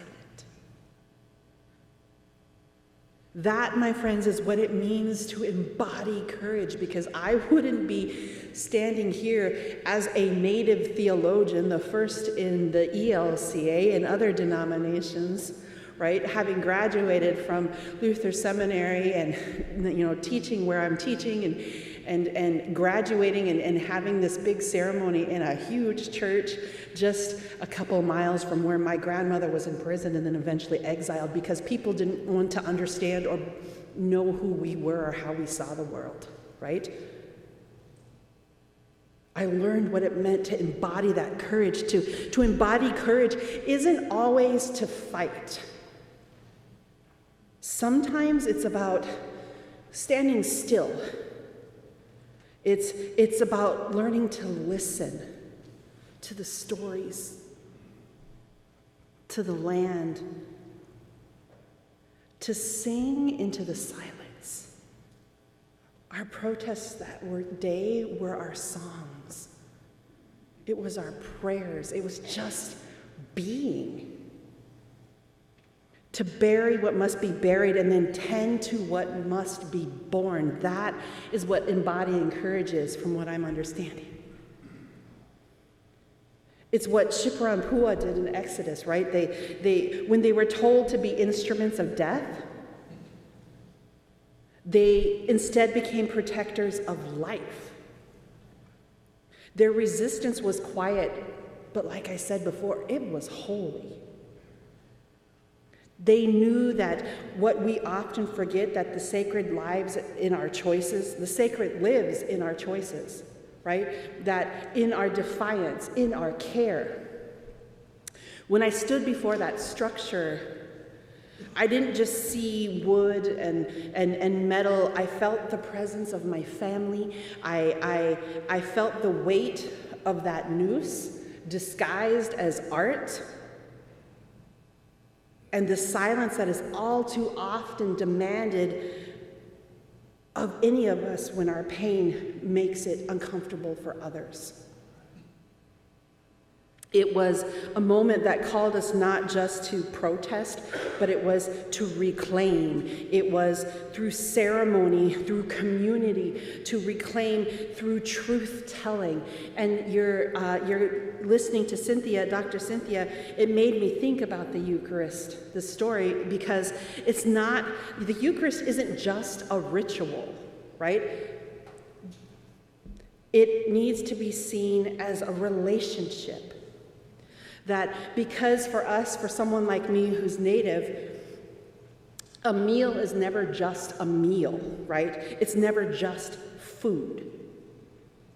It's an exchange of breath and life and bond with the land, with the water, with the hands of harvest and the Spirit who feeds and lives within us all. The Eucharist is meant to be this sacred ceremony of kinship. So we kind of ask, are we honoring that relationship? Are we consuming something that's sacred without listening to the story behind it, right? So what do we do and what do you take back from this summit today? Not slogans. I don't think we're going to hear about easy fixes. But you are going to take a practice back with you, right? A sacred embodied practice of showing up, of breathing deeply, and telling the truth. We carry the reminder that beauty of this community is a spiritual practice. That story is a ceremony. That hope is born not from avoidance, but from presence. And when we go back to our congregations, to our classrooms, to our communities, we can look at it this way. We can create space for hard stories.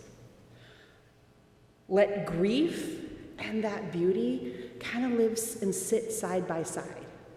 Right? Reclaim ritual as relationship. Let communion ask who grew the grain, right? Who picked the grapes? Let your youth ask those bold questions. Let your elders speak to some of the wisdom that they carry. Let the land, let the community have a voice. And above all, I think it's just remembering that we are not alone. If you take just one thing home, I think, from what I am understanding of this gathering, let it be this, and it is just make space for one story today, one truth.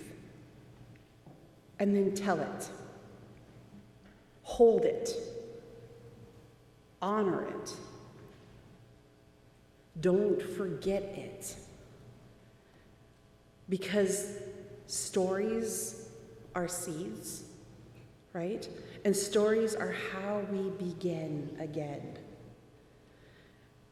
And remember, you are not alone. That you are a part of something larger, that you are a thread in that tapestry that stretches way across time and struggle and beauty. And what you do with your breath, your presence, your life, it matters. So we breathe. Even when it's hard. Those are prayers. And we push, even when it's hard, because we're asked to. And we show up, even when it's hard, because our family needs us. So that is together how we embody courage. And together, that is how we birth something new. Amen.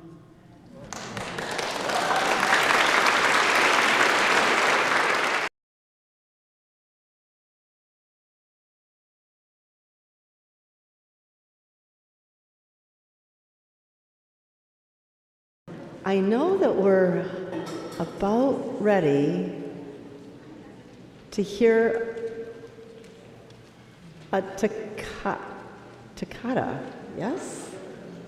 The toccata of Shifra and Pua.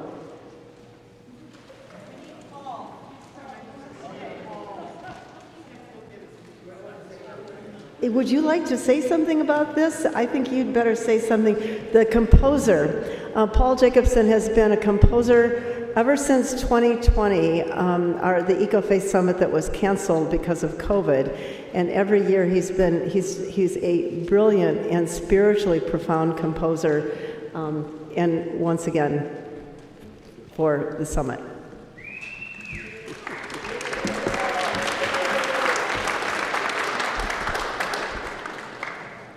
This worship at the summit has become so creative that we're having a challenge to get all of our creativity to flow in sequential motion, so bear with us. One of the challenges with the story of Shifra and Pua isn't just the challenge of courage, it's the challenge that there's nothing in the musical literature of the church about Shifra and Pua. But now there is. We now have a toccata for Shifra and Pua, and a canticle, which you will be singing with us. The choir will lead you into the canticle when we get to the first canticle. They'll sing it solo as a choir first, then Shifra and Pua sing a verse, and then the congregation joins into the refrain. And by the end of the service, you'll know it by heart. So that is the story of the music for Shifra and Pua.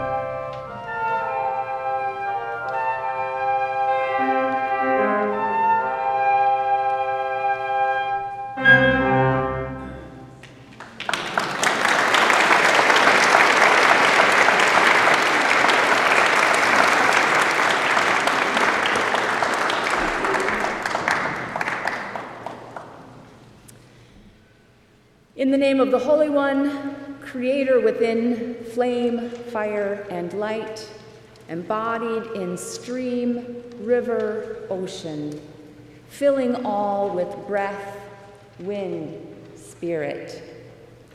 1 in 3, 3 in 1, we gather to worship in your holy name. We worship today, maybe more than ever, but today, as always, in the shadow of empire and in the brilliant courage of Shifra and Pua. Today we will sing of these Egyptian midwives and hear their story. Today we worship as midwives. The story of Shifra and Pua becomes our story. To help us ponder and birth their story anew, We will condense their story into 6 words. In a moment, we will share an example for Pharaoh. Later, we will share an example for both Shiphrah and Puah.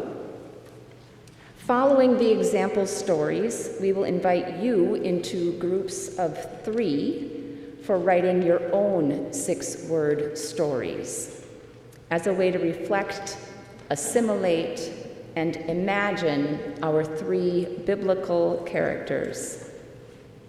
I'm going to invite us right now to take a moment to identify your group of 3, just so it'll go nice and quickly later on.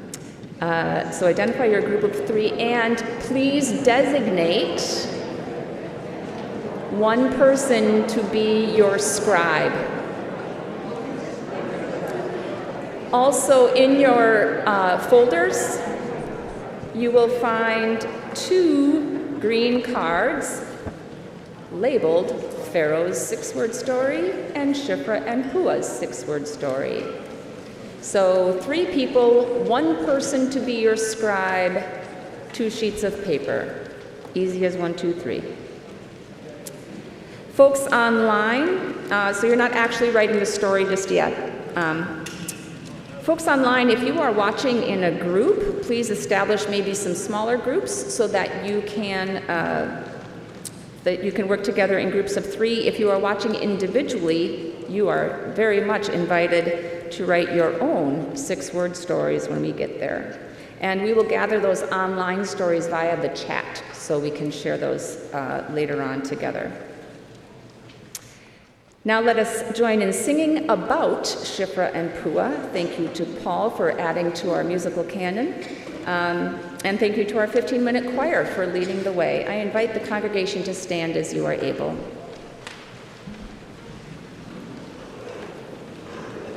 Thank you.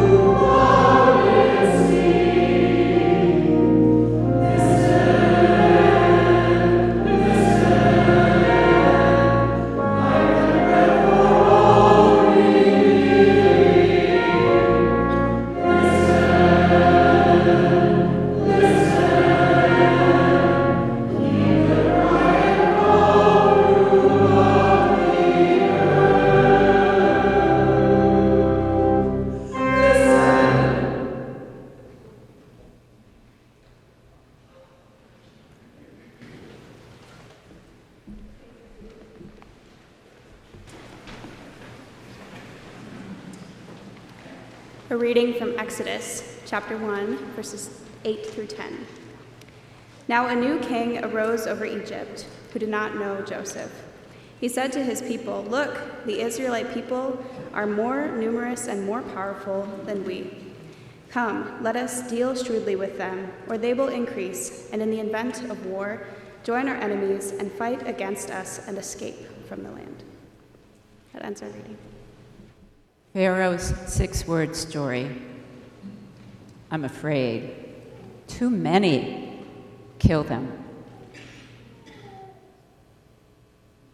As we heard this morning, we didn't use Pharaoh because Pharaoh exists throughout all generations and centuries. So I'm afraid, not Pharaoh.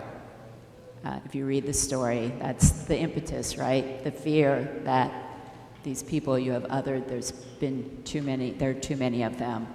And then that fear that results in violence. So you're invited to write your 6-word story. There are Bibles in the boxes between the chairs. And enter into Pharaoh. It's important that we know that side too.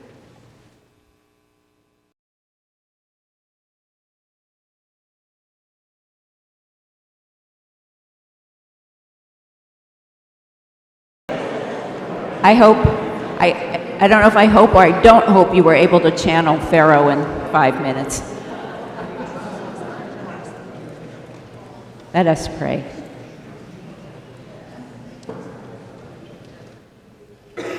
Creating God,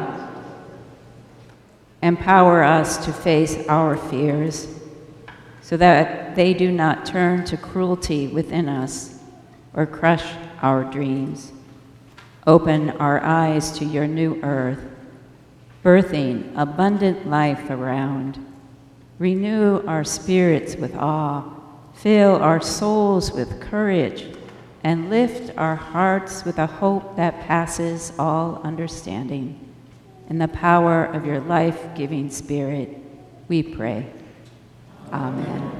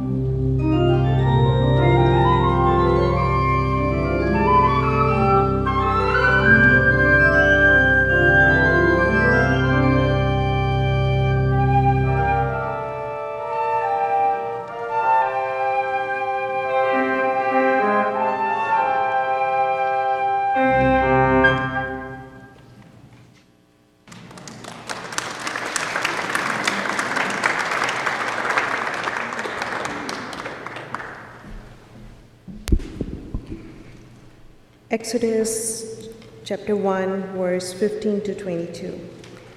The king of Egypt said to the midwives,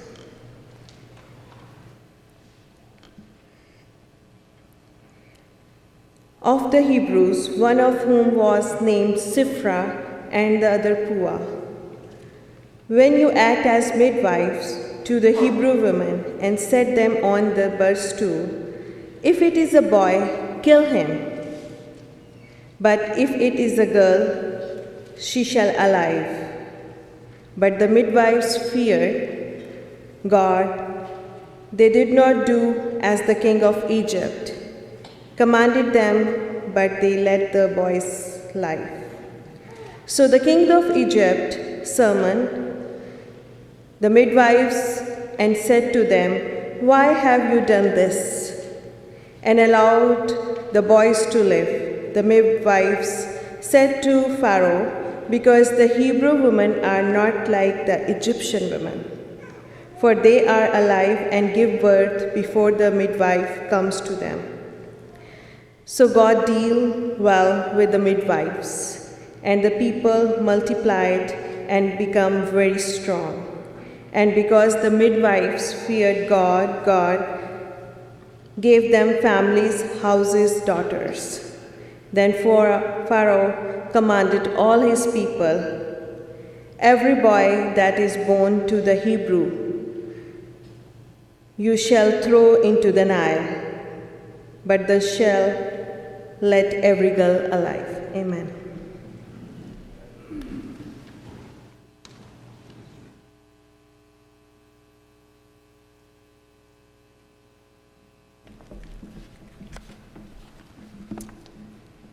Shiphrah and Puah's 6-word stories, and I'm going to introduce these before we read them, because I want to share a little bit of the process.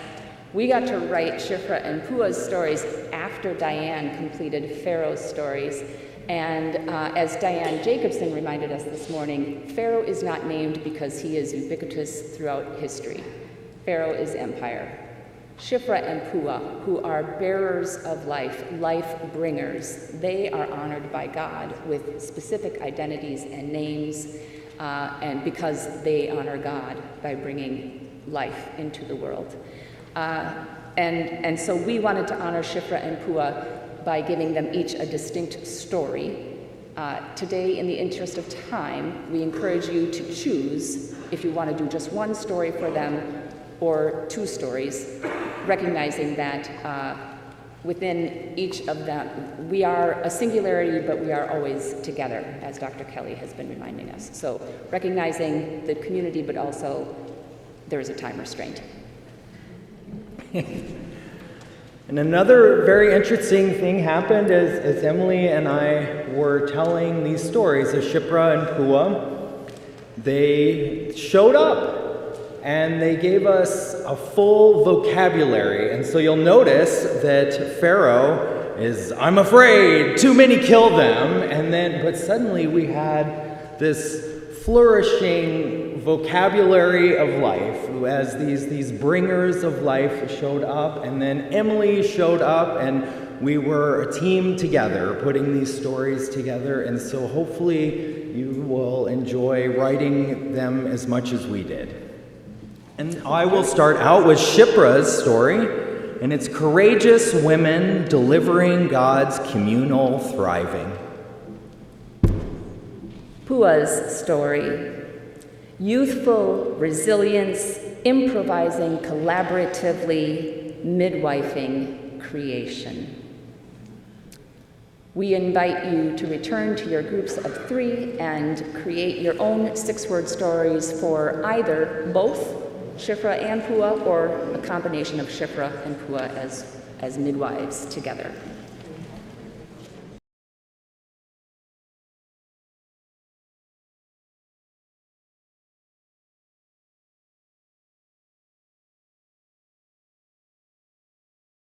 Thank you for your creativity.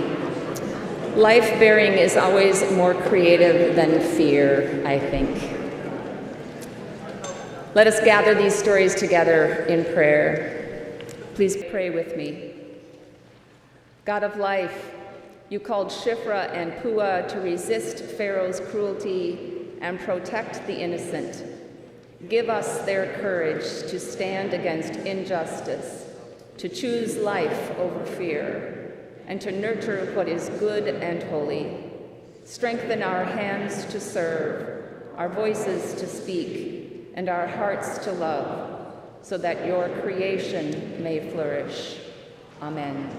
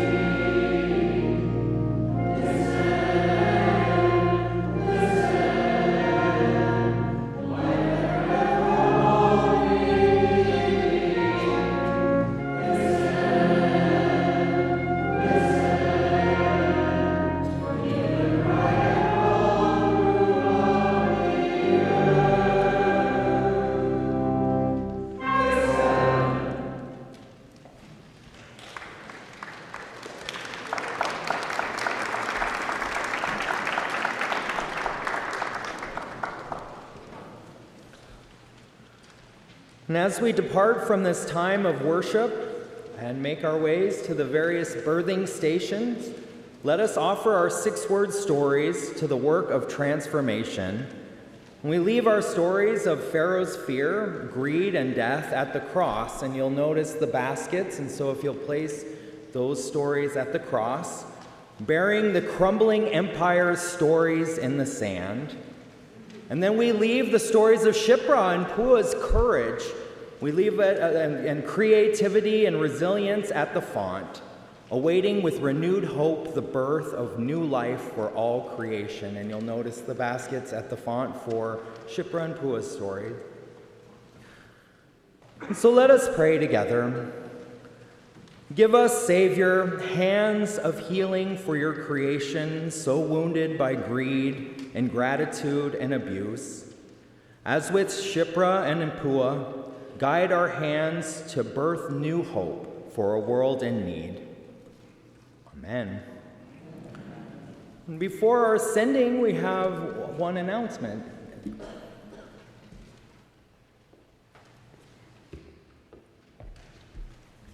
Well, you know what's next. And most of you have signed up for birthing stations. You can go to, you're not restricted to those, but I'm guessing that's where you want to go. You know that there's a map in the folder to get you where you need to go. You also know that we're just a little past time. So the 125 birthing station probably won't start right at 125. But as soon as possible, just go right to that first station, because we do want to give you the amplitude of almost a full hour for each one, so you really have time to absorb and interact. Then we will be back right here for sending worship at 3:45. That is brief. And then reception and table exhibits. Remember letter writing. We're going to gather those at the end of the day. And really a special shout out to Callie Jeremiah, yeah, the dancer. Wasn't she phenomenal?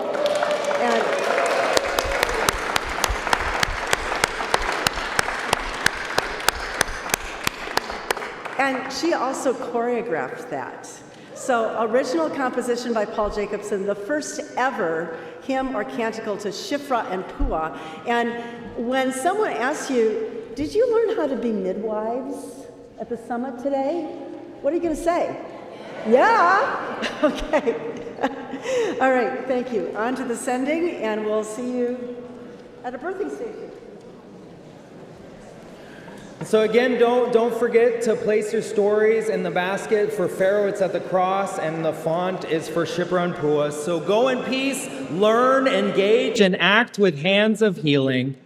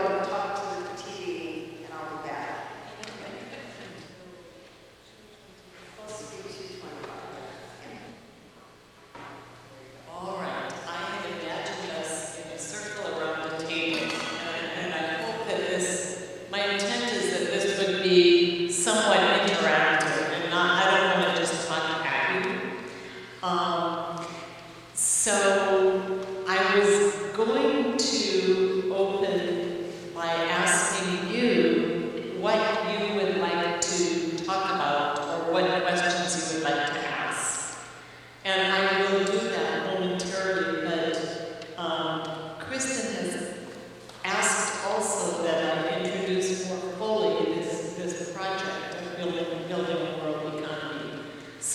to that first, hoping that that also might interface with your lives and your ministries.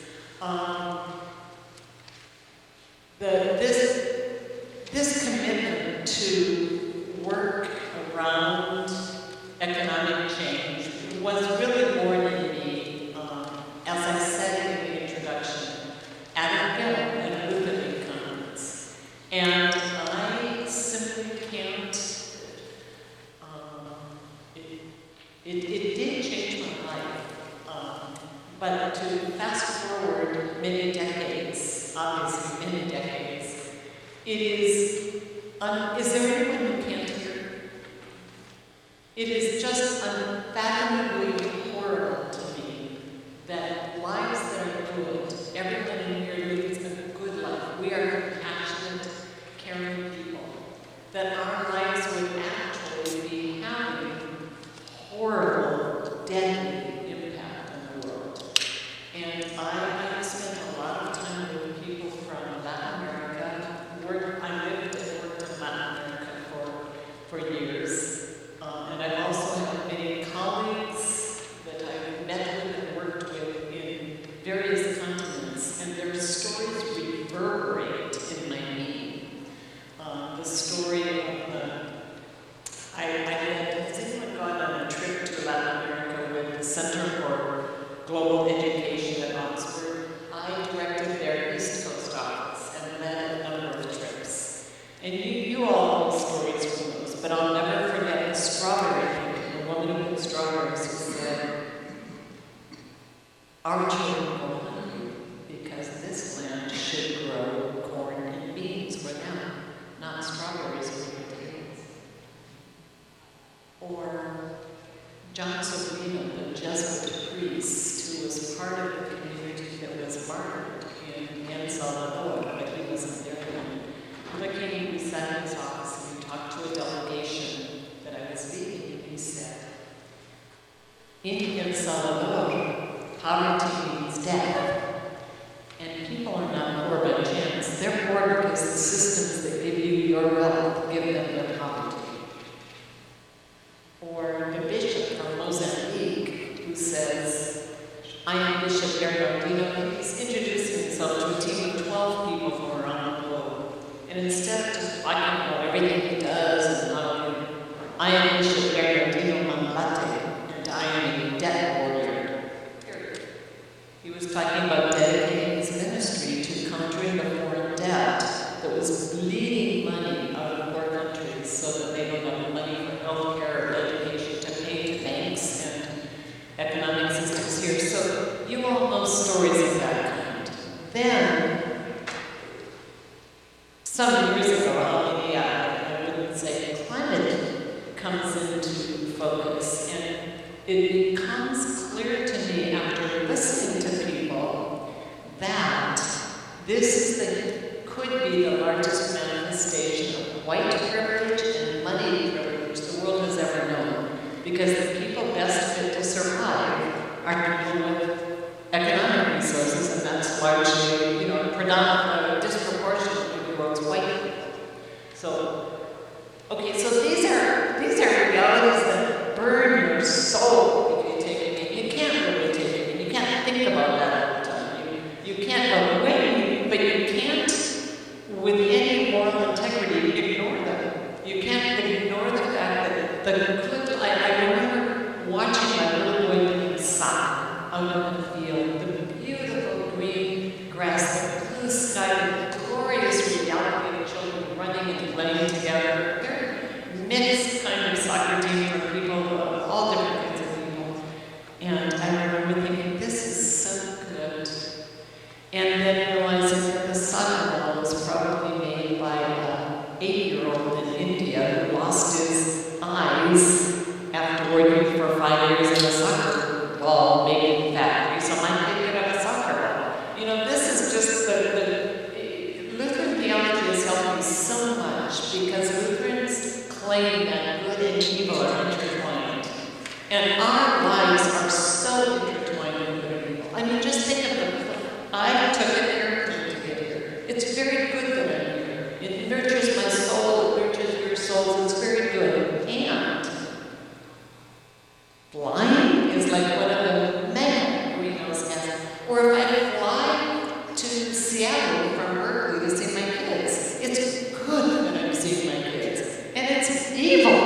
that I'm being with, so that we're all mixed, and we're mixed with good and evil in our lives as good people because of the systems that we live in. The system structure so that we're in structured enmity with neighbors around the globe and the earth are good if we go on and we are, as we are with the extractive economy, we'll wipe out the possibilities of humane civilized life on earth. So, this reverberating beauty and brutality of human life is astounding. And we're not going to wipe out evil or bad or sin this side of death, we know that. But we can make a huge difference in the vast magnitude of structural sin. We can make a difference in the magnitude of our personal sin. We confess, we face it, we name it, we repent, and we seek to do differently. We don't wipe the sin out of our lives, but we sure can make a lot of steps in repentance and conversion from it. Well, we're called to the same systemic sin. To name it, to see it, to face it, to remorse, to repent, and turn the other way. But how do we do that? If our lives are wired up in every moment in extractive, exploitative, economic ways. And what do I mean by that? This room is just filled with petroleum. Because petroleum was on the roads that got the trucks to bring the bricks in, and it was in the factories that made the bricks in. And polyester clothing were wound up in petroleum. That's just an example. So how do we change those systems? So I wrote a book called Resisting Structural Evil about 10 years ago, and I ended up getting invited to speak all over the place. And I think every continent other than Antarctica and the U.S. And what do I encounter in the U.S. in audiences? I encounter so many people saying, this is wrong. We don't want to live in economic ways that feel good but are horrible. Just think about the fact of paying a CEO 700 times what a janitor gets paid, and the janitor has to sleep on the streets because they can't afford rent. That's absurd. When I was in Norway, I was giving a lecture, and someone said about economics in Norway, he said, things are getting so bad here now. We have companies that pay their highest paid person 14 times what they pay the lowest. I said, did you say 14? He said, yes, 14. And I said, my country, it's 700 times. So, but we accept that as the norm. It's the norm of the system we live in. So how do we change those things? And in the U.S., I would continue to hear people say it's bad, it's wrong, we shouldn't be this way, but there's nothing we can do. We can't, the corporate power is too big, the finance power is too big, there's nothing we can do. So it seemed to me that we need resources for how to create really systemic change that hits at,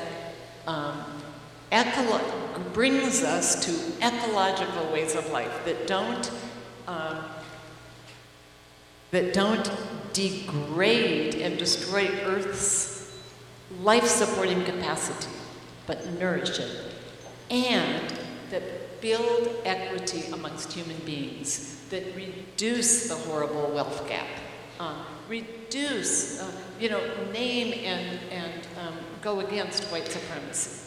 So how do we do that? And there are so many people out there around the world and in our own country that are working on change towards ecological, equitable economies. But it kind of goes on under the mainstream, and we don't really know how to connect. We don't really know what it is. We can feel powerless. So I wanted to create some resources for building, for systemic change, not just for taking care of the pain and the symptoms of it. So not only feeding hungry people, but saying, why on earth, in a country of so much wealth, do we have hungry people? But that is not in any way reducing the importance of addressing charitable services that address the pain. I am not saying we should not continue charitable services, but we must match them up with systemic change that gets at the roots. So I thought, well, there's no way I can, write that book or create that manual. I need other people. So about 5 years ago, I started to create a wisdom council, an advisory team. And that advisory team is 16 people, both secular-based organizations and faith-based, that are working at deep, deep systemic change in one way or another. And then I also knew that I don't have the expertise to write all those books, so we have created a book series called Building a Moral Economy. And the one that Kristen has mentioned, the first one, is now out. And that's the only one that's a big, regular book-sized book. The others are 5 books coming subsequently. Building a Moral Economy, Climate Justice, Climate Hope, and then Building a Moral Economy, Food for All, Housing for All, Water Justice for All, and then the religious roots of a moral economy, looking at specifically the roles of religion. All of them, however, are looking at the roles of religion. So I invite you to that and to the website, which all of the books are little books. Other than this one, they're called small books, like 100, 125 pages.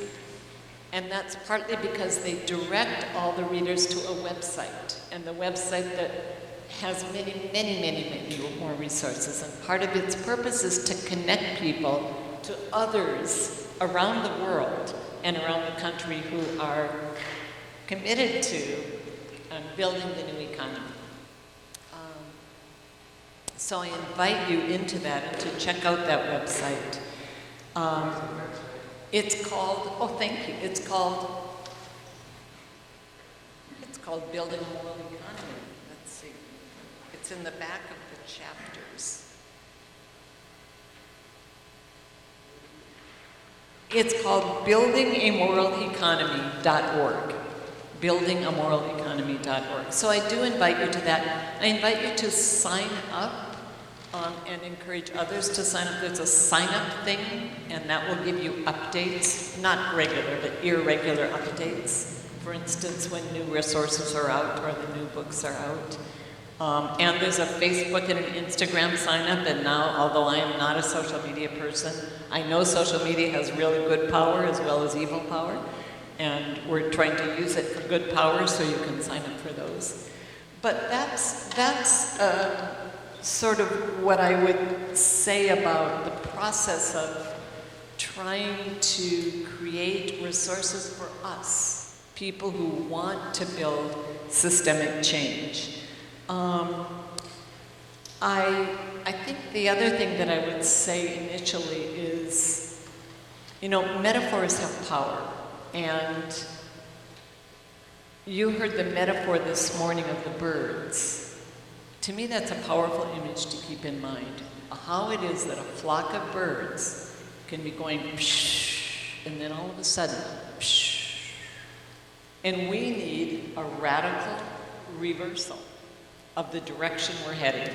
So we should all see ourselves as in that flock of birds, moving in the other direction.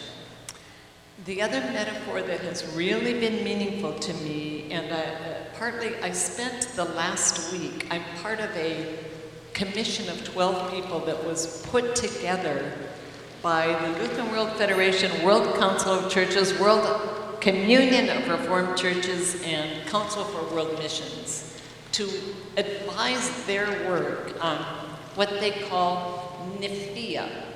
This is a presumptuous title, but it's their title.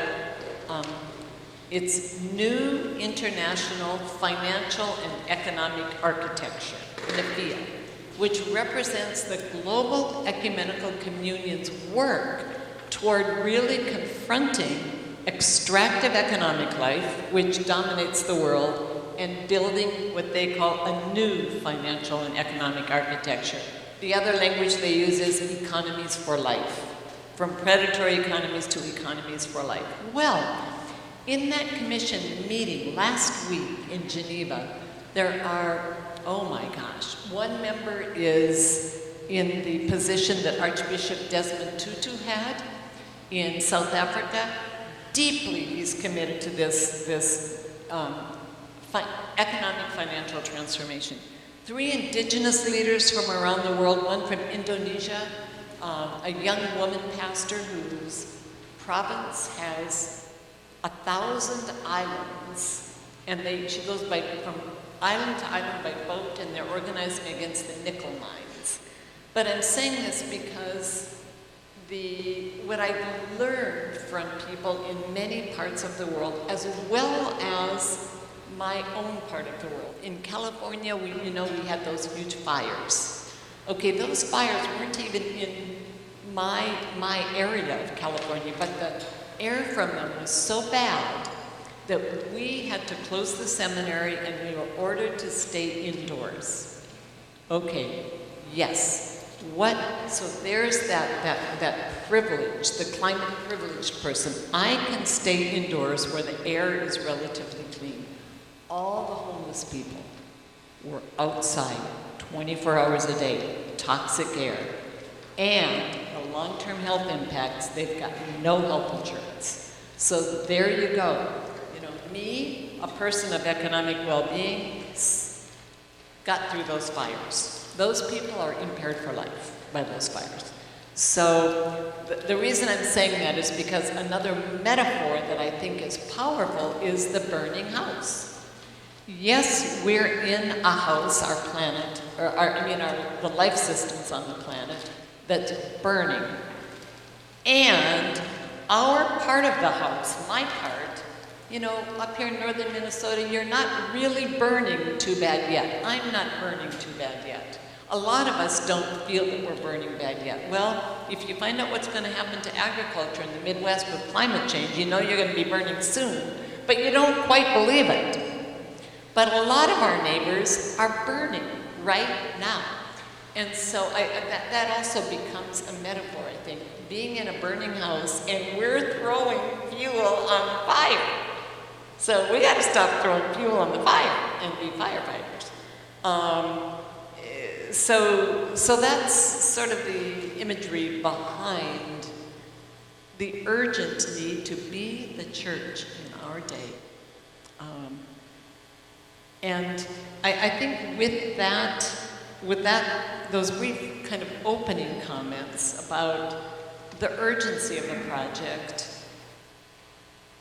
not the book project, but the urgency of the bigger project of changing direction, and then the book project as a part of that, but also just naming that the community of people with these kinds of commitments is so much bigger than we know. It's just so much bigger than we know. It's fisher people, farmer people, illiterate people, it's lawyers, it's scientists, it's teachers, it's homemakers, it's homeless people, it's all over projects, efforts, movements. So with those introductory comments, I would be very interested in knowing what you would like to ask about or talk about in our brief time together. Yes. There's and I think that I need to, and then here.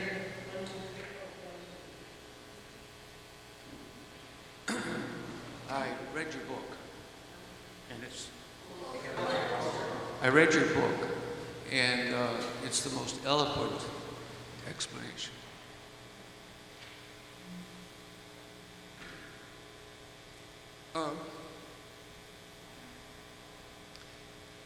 The way I see it, the response to a situation is directly related to the understanding of the situation.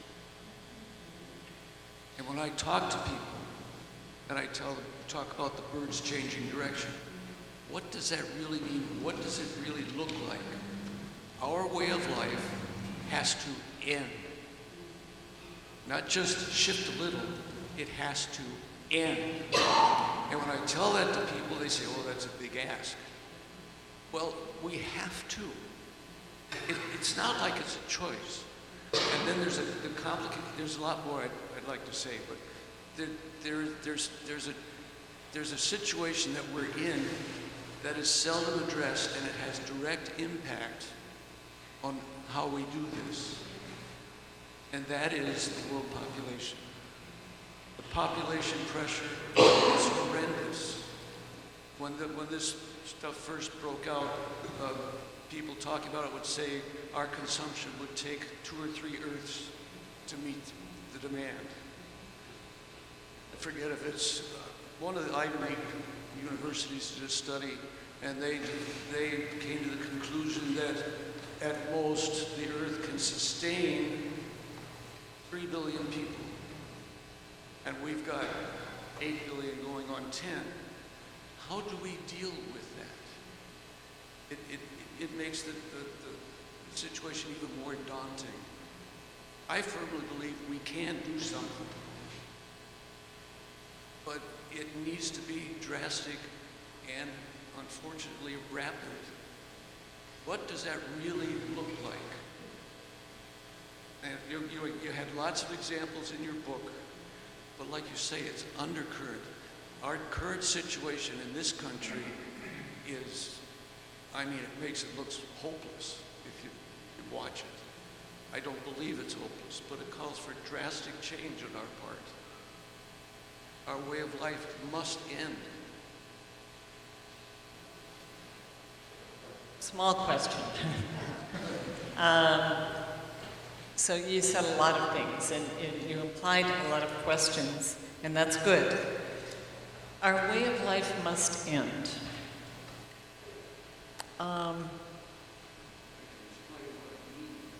I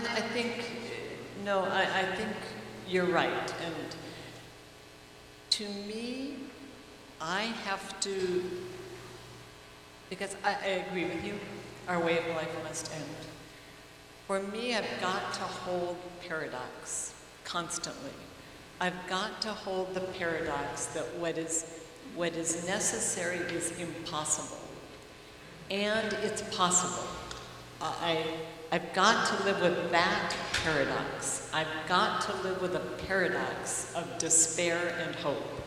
So you wept at the beginning. I've got to acknowledge the depth of our grief and despair is important. And I have learned that that does not mean not also having profound hope and going on in spite of it. So one of the keys to me is living with paradox. The other paradox is joy and sorrow. For some time, I think I thought that all my sorrow meant I couldn't have any joy. But it's not true. We can have both. So there's another paradox, and that is drastic steps are needed. And we can only take the steps we can take. So that is also a paradox, and that can be used to just minimize what we can do. But that's not why I mean it. That's not why I mean it. I mean it to say that what we can do is a step toward the huge that is needed. Now, we are capable as human beings of dramatic changes if they're needed. And I'm going to point out that when World War II, when we were going into World War II, the president called together the CEOs of the car companies. Do you know this story? Pulled together the CEOs of the car companies and said, you're going to have to produce, I have no idea the numbers, all of these huge amounts of tanks and equipment, vehicles that we need for the war. You're going to have to produce this many. And they said, Mr. President, it's not possible. We can't do that and produce cars. It's not possible. And he said, you don't understand. You're not going to produce cars for 2 years. So for 2 years, they didn't produce. They switched. Whack. So we would be capable of now shifting massively into renewable energies and away from fossil fuels like that, if as a people we decided to do it. So we're capable of some of the shifts that we need. We would be capable. So, and as I say that, I also say that with dramatic shifts, there's a lot of nuance needed. So one of the grand horrors coming forth now is that the shift to renewable energies, getting rid of fossil fuels, you know, to the extent, the shift to renewable energies is also loaded with the possibilities of what now our indigenous sisters and brothers call green colonialism and blue colonialism. Some people are nodding. So in the shift, the minerals needed are being exploited, extracted from other people's lands with great devastation. Or people are being left jobless. On my way driving over here this morning, we talked about what happens if we close down certain mining companies. And the people get stuck with no jobs, devastated. So the concept, you know, there's a lot of power in concepts. They can crack open realities. The concept of just transition, and not just transition to renewables, but just transition, is a global context. Google it. You can read all over the place about it. You can go to the website of the Climate Justice Alliance and look at their resources on just transition. So the shifts that we need to make, the dramatic shifts, need to be done with a lens, a just transition lens, or you can call it a racial justice lens and an economic justice lens, so that we look at any policy proposals, with that lens. Who's going to be impacted, and how can we mitigate that negative impact? So no, you don't close mines in Appalachia without providing job training and job transition for everyone who's going to be impacted. So I think the other thing I'll say about what you said about we need dramatic change now, for me it really is helpful to see that there are different forms of action. Because you can feel like you're swimming around in a massive pool of confusion. What am I supposed to do? Da, da, da, da. Well, none of us is supposed to do all of it. But we, to discern what is mine to do. And that might not be what I'm most comfortable with. It might mean taking on things I'm not comfortable with. But I like to see different fingers or forms of action. And one is change the rules. And that's one that you all are engaged in today through public policy advocacy. It's a vital thing. One is move the money. So dramatic, fast change will be happened if we pull money out of subsidizing the fossil fuel industries. They are making monumental profits. They are subsidized by governments. Our banks, our money markets, our mortgages, our retirement funds, our personal finance, our institutional finance. My university that pays my salary, no doubt they're invested in fossil fuels. So we could throw ourselves into the divestment and reinvestment movement. Divesting as institutions, divesting as city funds and state funds. Many are doing it. The Church of Norway divested. Lutheran World Federation has made a commitment to divest. I think the World Council of Churches has. Many universities. So just to Google or go to the website of EcoFaith, which is an interfaith organization, and look up divestment. And you can see guidelines and all kinds of tools for divesting. So move the money is one powerful finger on the hands of action. And another is change the story. So that what do we believe? My God, we believe so many things that are destroying us. We believe that we're individuals when we're a collective. We've been trained to believe in maximizing profit.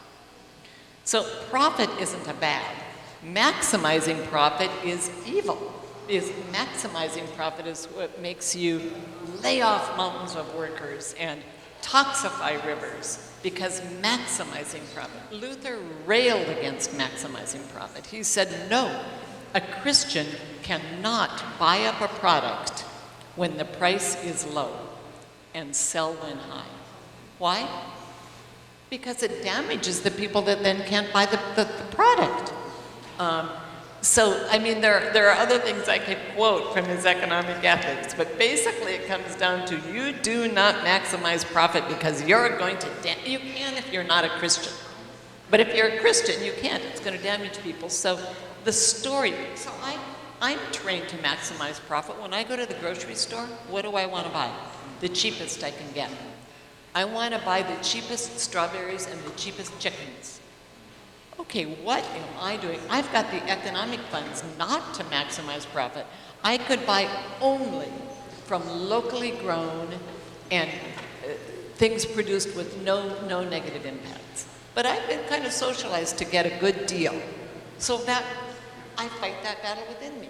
But that's part of changing the story. The story is that we need to grow the economy. When what happened?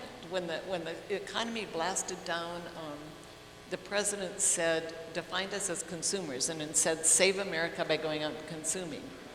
Okay, just 1 minute. Time? Well, just to say that I helped with the live stream, and it's Dr. Cynthia, if you can be really conscious of, Will do. So we can stay in this kind of configuration rather than having Okay, will do, absolutely. So, okay, feels very odd. So I'm a rock star. So the figures, so think about that. Different modes of action. Change the rules, move the money, change the stories that are shaping us. And I'll just give you two more. Build the new. Okay, that is, there are mountains of businesses, finance, like investment possibilities, and agriculture that are deciding to be ecological and equitable, not maximizing profit. Finance so we took our money out of regular banks and put it into community-supported small local banks that are investing in Black-owned businesses and local neighborhoods. And businesses on like large levels. The sixth largest corporation in Spain is the Mondragon Corporation. It's worker-owned. So do your business whenever possible from worker-owned. Building a democratic economy means businesses and finance controlled by the people that are impacted by them. And see, these things are cropping up all over. You know, look at the alternative agricultural possibilities in your area and dig into them. So supporting building the new. And then the fifth one I'll just say is living lightly. That has to do with our lifestyle decisions. Many people think that only one of those is what we need. Like if everyone would just dramatically lower their carbon footprint. No, a lot of us could do that, but so all of those are needed. So that's one way I think about this reality that the impossible is called for to be possible. Thank you, Doctor. I'm going to try and find a way to say this quickly so I don't chew up much time.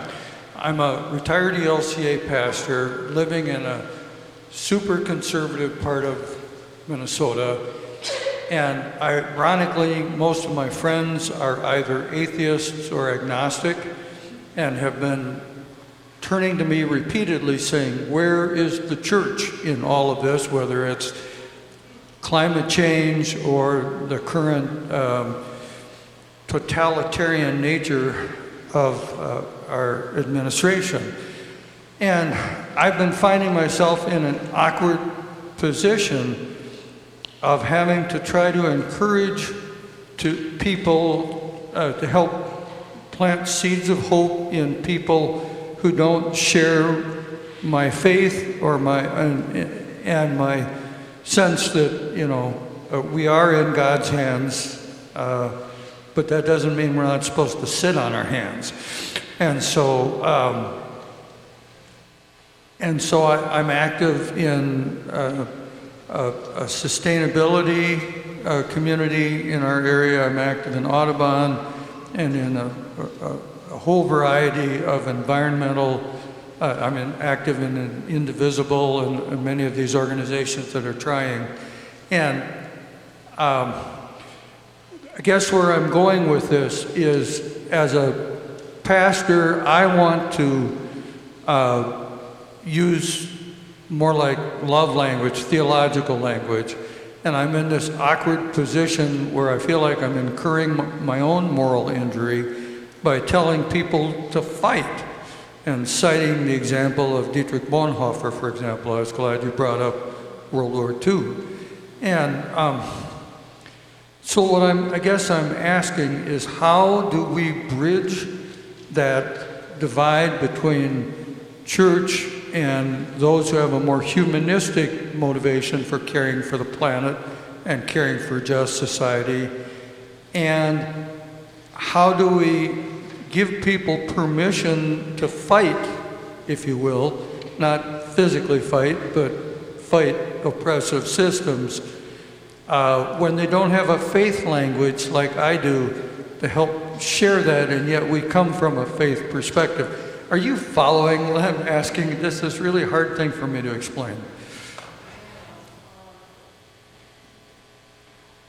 I heard a few things. It seemed like you were asking, one, about how to bridge the divide between people who are coming from a faith perspective and not, but also were you also asking how to give people within the church the permission to fight? And also asking how to talk with people about your own grounds that come from faith if they don't come from faith. Were you asking all three of those things? Yes, I was, and I'm glad you brought up people of the church too, because I run up against Minnesota Nice an awful lot. And I tell people, you know, we're not encouraging you to do anything destructive. We're not encouraging you to do anything hateful, but that doesn't mean you cannot be blunt and honest. And so, yeah, I wrestle with that all the time. Let me start then with that one of the three.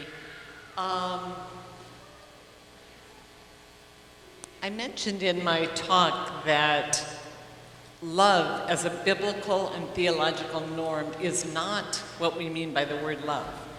I often tell my students not to use the word love. My ethics class is called Christian Ethics as Radical Love Embodied. But I ask my students sometimes not to use that word because it bears connotations that don't fit. There are 5 different words, 2 in the Hebrew and 3 in the Greek, that are used to translate into love. None of them means a nice, or none of them is restricted to or primarily a nice, kind, gentle feeling, even deep empathy for. The things we associate with being loving. She's such a loving person. We think of kind and gentle, and kind and gentle and nice are not bad things, they're good things. They are elements and not necessary elements of love, as we're called to do. Love as a biblical norm means serving the well-being of the other, including where the other is being trampled, stopping that trampling. The prophets do not sound nice. They don't sound necessarily kind. Jesus was frequently not nice, frequently not gentle or kind. He spoke harshly. He ripped over the tables in the temple in anger. Anger is not an opposite of love. One of my great mentors, Beverly Harrison, the feminist ethicist, wrote a beautiful article decades ago that was read throughout the world called The Work of Anger. No, The Power of Anger in the Work of Love. So I think it's important to disabuse ourselves of the notion of kindness or sweetness or gentleness or kind words as being the essence of love. That doesn't mean that love does not sometimes call for profound kindness, gentleness. Sometimes that is what love calls for. There's no doubt about it. But sometimes it calls for fierce anger that is channeled. You know, the black theologian Willie James Jennings writes a beautiful piece about holy anger and the power of holy anger, but not rage. And he's using, I mean, that you could just say that's semantics, that's rhetorical, but he's saying not the rage that lashes out or does destruction, but the anger that empowers. So if I see someone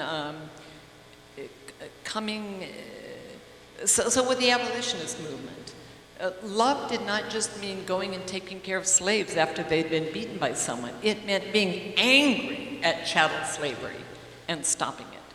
So I think that just even by stories of Jesus, that we can say, this is true. It talks about evoking strength and fierce strength. So it's just not unchristian to fight and to be angry. Or to say we have enemies. A fine new book by an ecological ethicist, Kevin O'Brien, is about our enemies. He says, Jesus said love your enemies. Jesus didn't say don't have enemies. So there you go, a little bit on that. Bridging the divide between faith community and secular community, this is the beautiful opportunity for that, because there's nothing like making common cause to bridge a divide.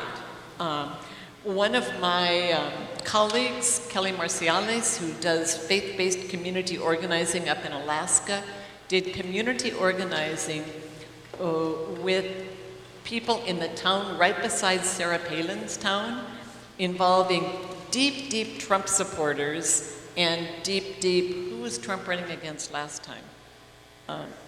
Pardon? No, not Kamala, the time before that. Yes, Hillary. She had Trump supporters and Hillary Clinton supporters working together, hand in hand, shoulder in shoulder, on common cause. So I would just say that the building new ways of being human on earth that do not extract and suck out Earth's life-giving possibilities and do not build my well-being on the blood of someone else. Rebuilding ways of being human on earth is common cause. And yes, it's a beautiful way of knowing that stream of transformative love force that we understand as God is at work in people that don't know God through Jesus. And so to make common cause is a way to do that. Yeah. Give me a time check. Could someone tell me what I'm doing? Okay, so one more question then. Let's have maybe a different generation. Hi, my name is Seneca. I'm a student at University of Minnesota Duluth. I'm probably the second youngest in the room. There is a baby over there. I had just a couple things to say and then a little question. One thing relating to the first question that we were talking about was kind of about the idea that if we wanted to tomorrow, we could switch entirely to our whole idea of clean energy, renewable energy. We have all the technology we need. It's the people who we need to change right now.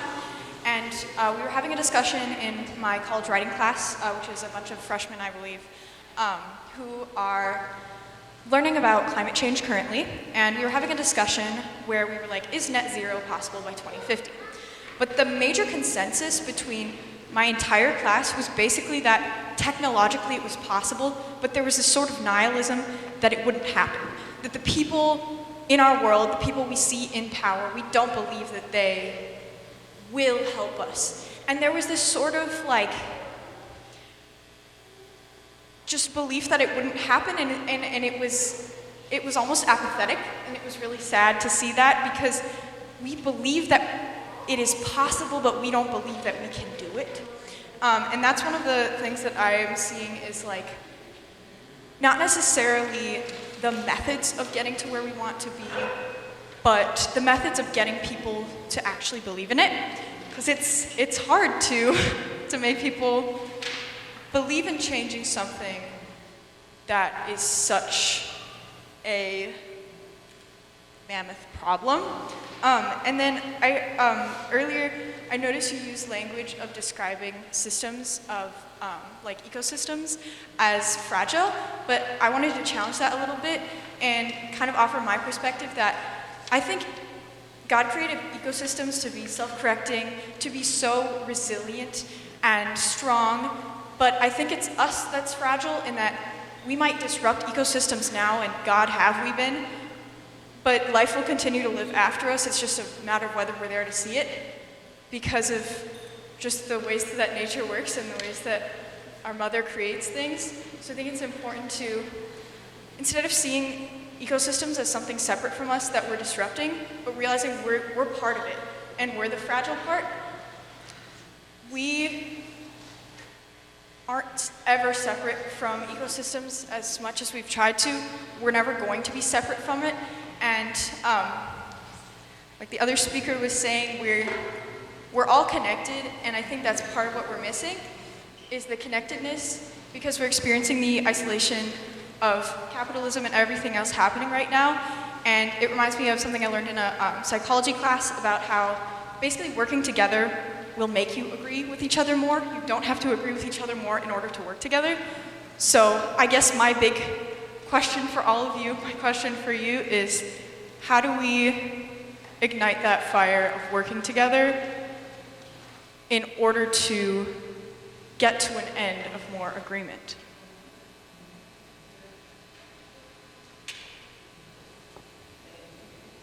You know, those are wonderful comments and wonderful questions. You said that the young people in your freshman class know that we have the technology for a radical transition, but not necessarily the political moral will for it. Okay, so I think that is a realization that many folks have. And I think the best way to convince people that we can muster that moral and political will is to demonstrate that we can.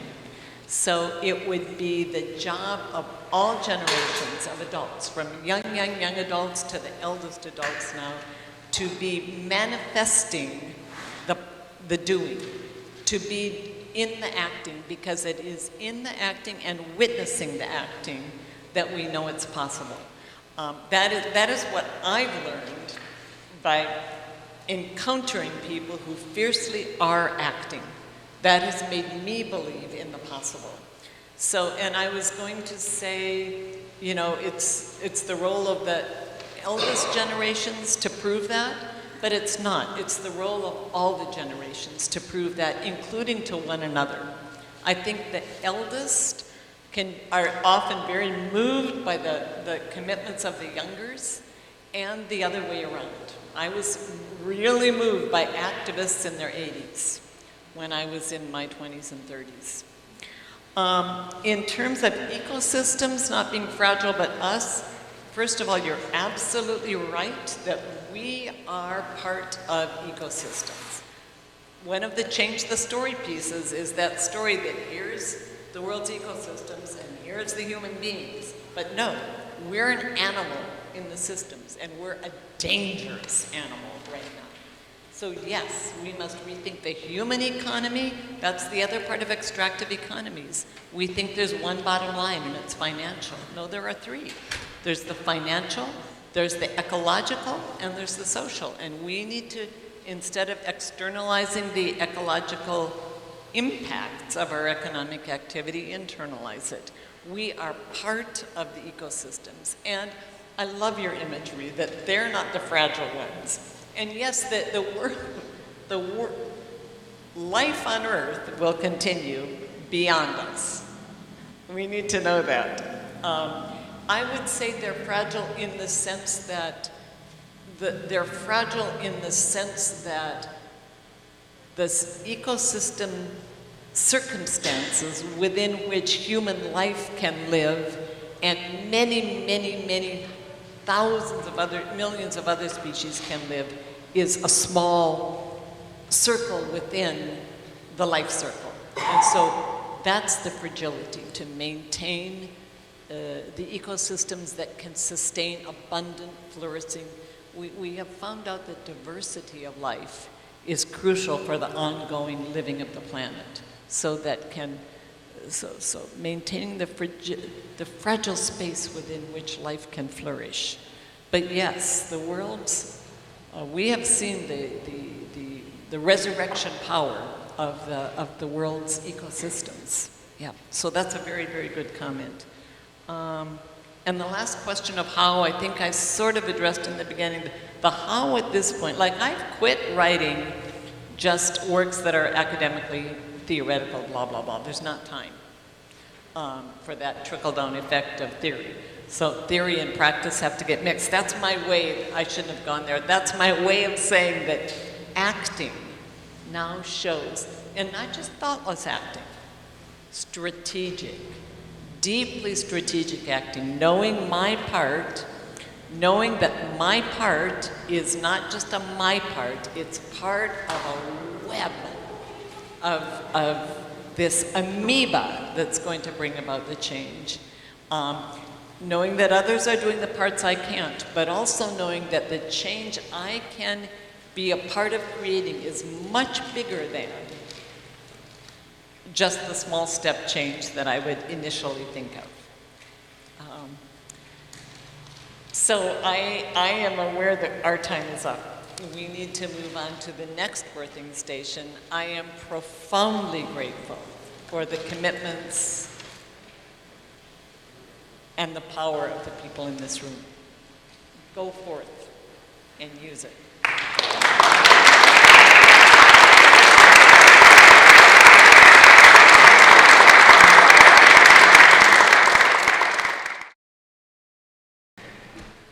Well, this morning was just an exquisite experience with Drs. Molavita and Dr. Kelly Sugar-Conway. And so I am gifted to be able to introduce her, even though she needs no introductions. But I wanted to say what a friend Kelly has been to us and her mother. Her family is quite an amazing family. Her mother's a member of our congregation, but her husband now is a congregation that she's leading in the Phillips neighborhood of Minneapolis, a Native American, primarily Native American congregation that is doing great things there. Kelly's helped there. Kelly's in demand everywhere. She's created liturgies for the ELCA about the doctrine of discovery. I can't keep up with all that she's doing. Her brother is the famous sous chef, sous chef, Sherman, who has won James Beard Awards. This family just keeps coming and coming at us with wonderful things. And I'm proud to have Kelly as our friend, and welcome, Kelly. That's all I need to say about you.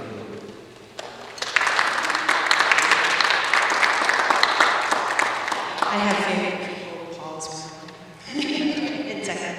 As I said, I am associate pastor at All Nations Indian Church in Minneapolis. I've been there for a year and a half, which has been definitely a journey because that was not on my card.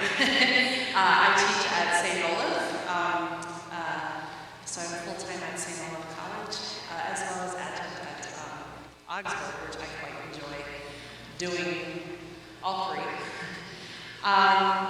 But today, kind of what I wanted to do, and also just to recognize the time that we do have together. But I will, at some point, not only be talking to those of you who are here, but I will be talking to those of you who are online.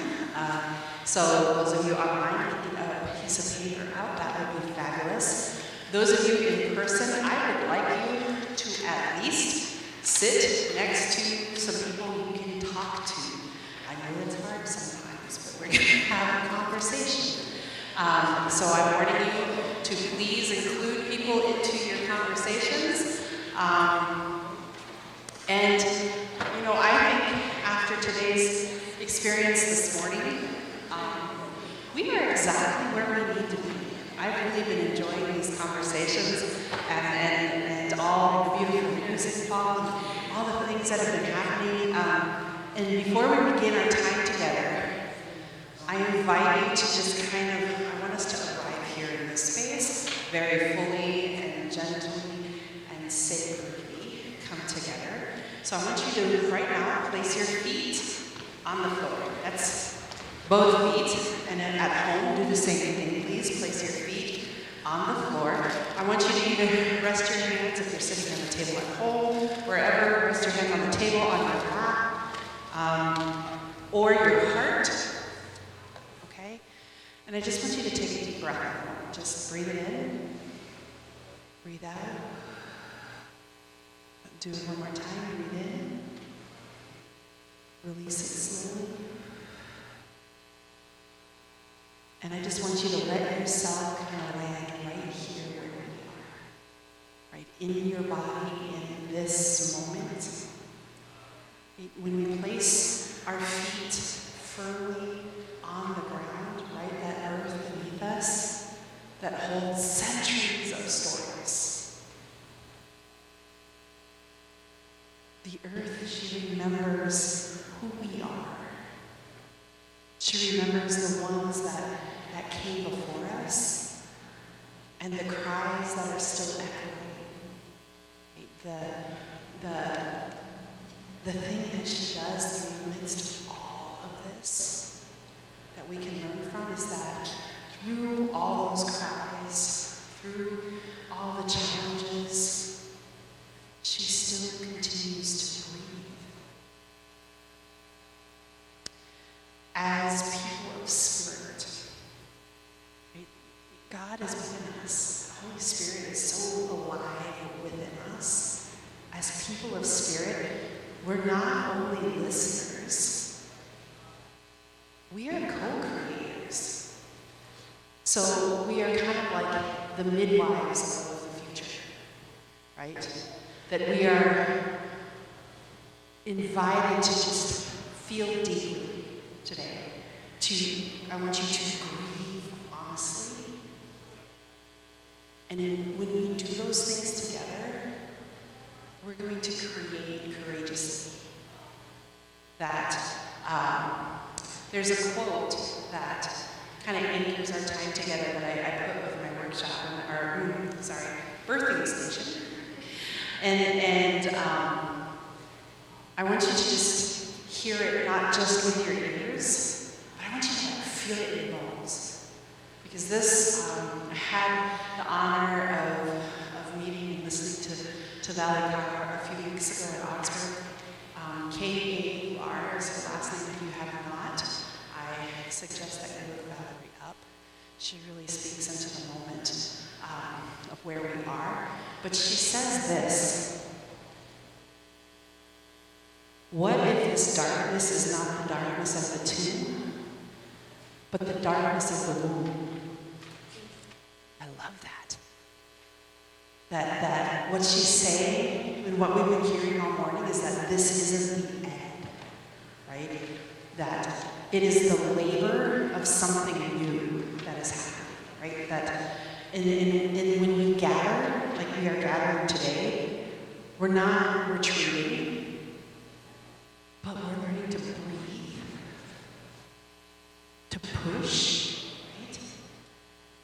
And then we're learning to show up together in community.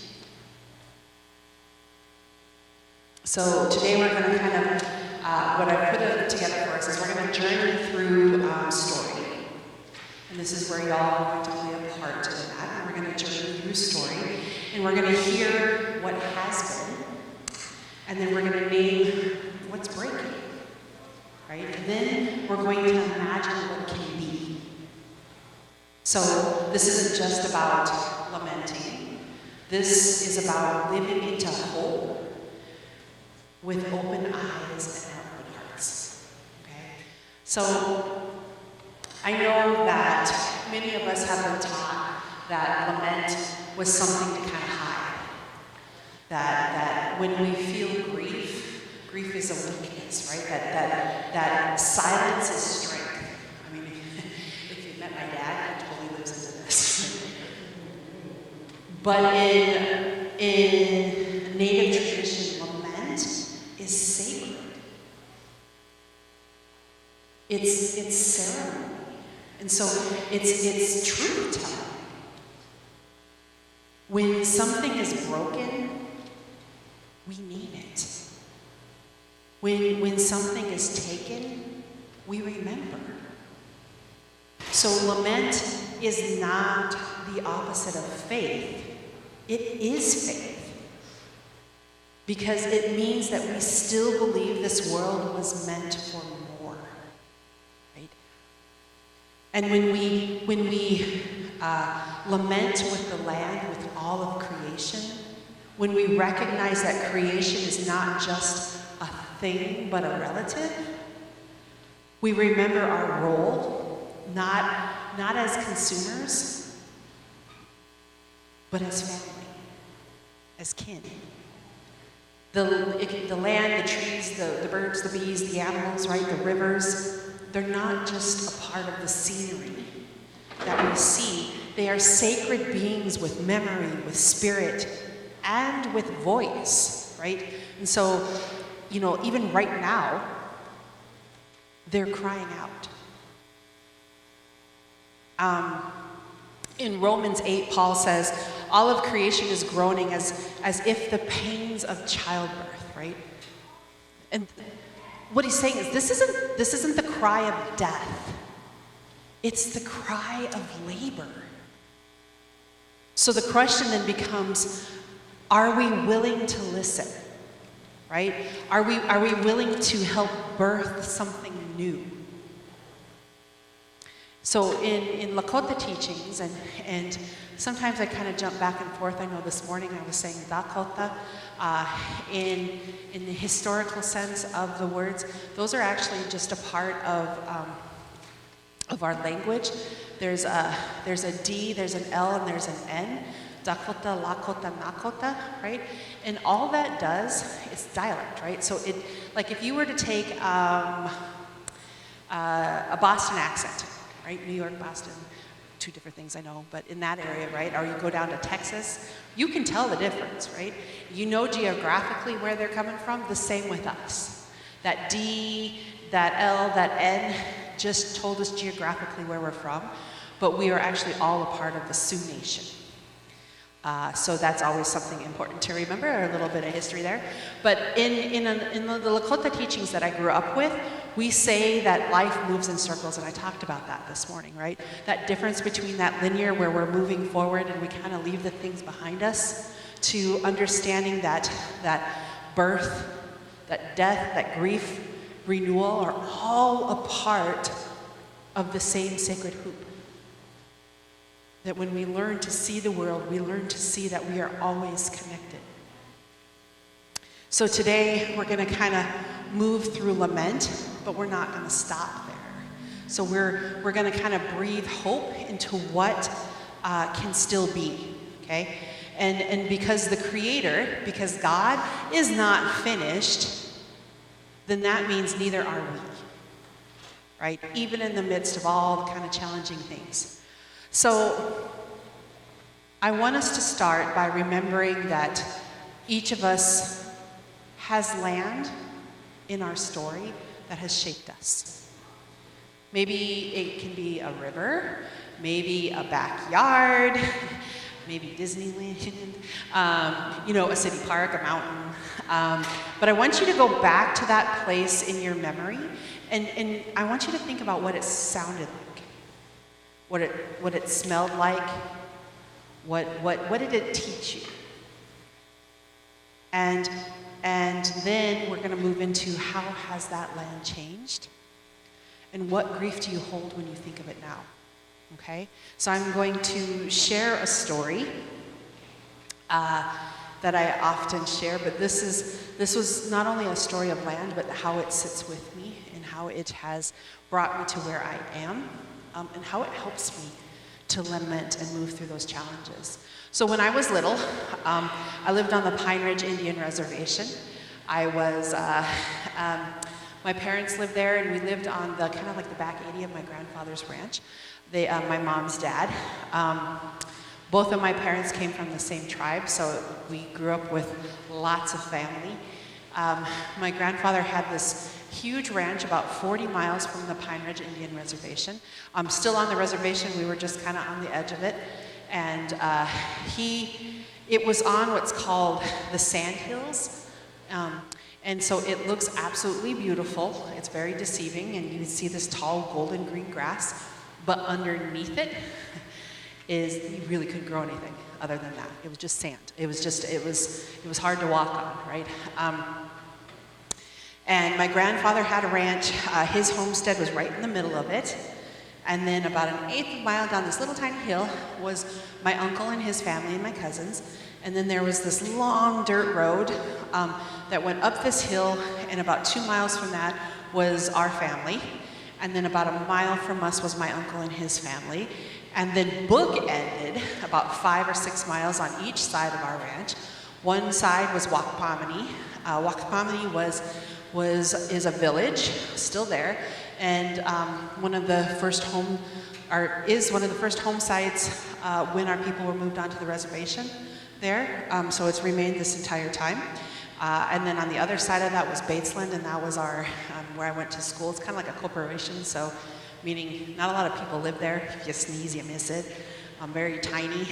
And that's kind of where we lived.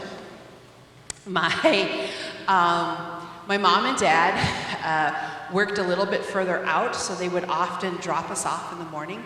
And all of my family would do that. They'd drop us off at my grandparents', and they'd either go to work, and we'd either stay there depending on if there's school, or the bus would come and pick us up, right? Or we would just stay there for the day and just disappear on the ranch for the day, right? And so that day was a day where we didn't have school, and we got there really early. My brother went down to my cousin's, so I was in the kitchen with my grandma, and my brother is a chef. He cooks, and he cooks a lot of food. So like last month was my birthday. There were 6 of us for dinner, 2 of which were like little guys, and my brother made food for like 20, right? And then I realized he gets this from my grandma. Because my grandma would go in the kitchen in the morning, and she wouldn't make just breakfast for us. Like, she made breakfast for the community. People would just stop in, and because it was the country, it's not like you would just say, oh, I was just passing by. You don't just pass by, right? There's always intention. And so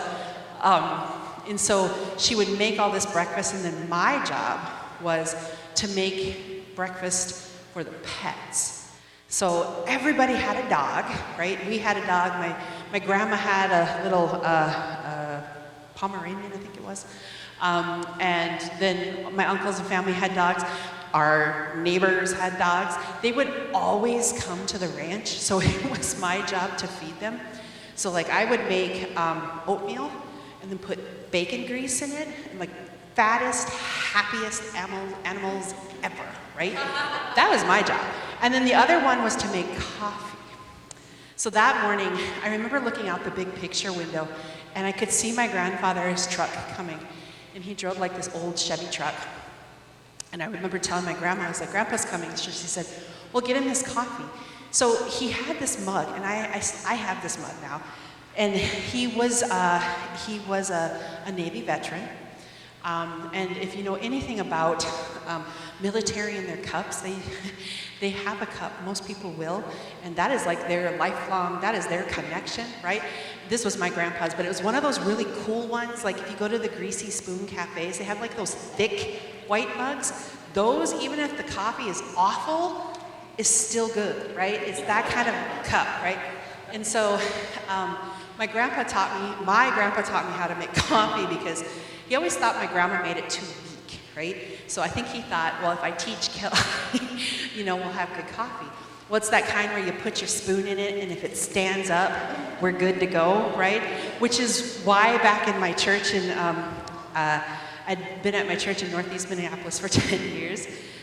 They quit letting me make coffee because it was too strong. And then, honestly, at my new church, there's only 2 of us as staff and pastors, and that's it, right? Which is so different from what I was used to. So I would make coffee every morning, and then I learned every Sunday, one of the ladies would come in and dump my coffee and make a new coffee.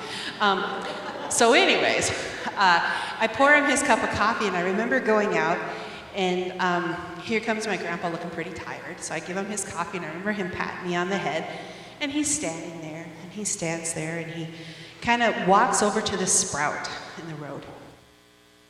And he's standing there looking at it, and then he goes over to the next one, and he walks over and he's looking at it, and then he kind of looks back at me, and I realize, wait a second, this is one of those moments. See, by this time, it had only been a couple of years since Native people in this country were legally allowed to speak our own languages, I should say, right? Celebrate and practice our own ceremonies openly. So because I hung out with the elders most of the time, because my brother and my cousins wouldn't let me play with them, I learned a lot. And they would always speak Lakota, rarely English, in private, at home. And so but I wasn't fluent, so they would often show me. So I got taught a lot through action, which is probably why I have 25 years of ministry with children, youth, and families, right? So they would teach me. So this was one of those moments, right? So Grandpa kind of looks at me, so I remember walking over and he's standing there, so I'm looking at it. And we go to the next one, and we kept doing that. We kept stopping at places. And then we had this big wooden corral, and some of the horses were already in. And then we had like a one-level red barn, and I really disliked this barn. Because my brother, honestly, if you knew who my brother was, I'm giving you so much ammunition.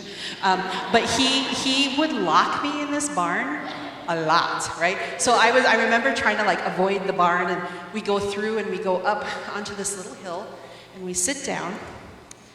And my grandpa was one of those people who always had some sort of food on him, right? I remember him reaching in his shirt pocket, he pulls out this little piece of candy, and we're sitting there, and my grandpa is that kind of person.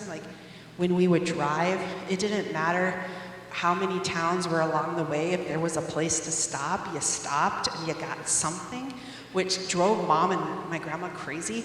But it made me realize that my son and I do that. I have my favorite truck stops, right? We just keep stopping. Yeah.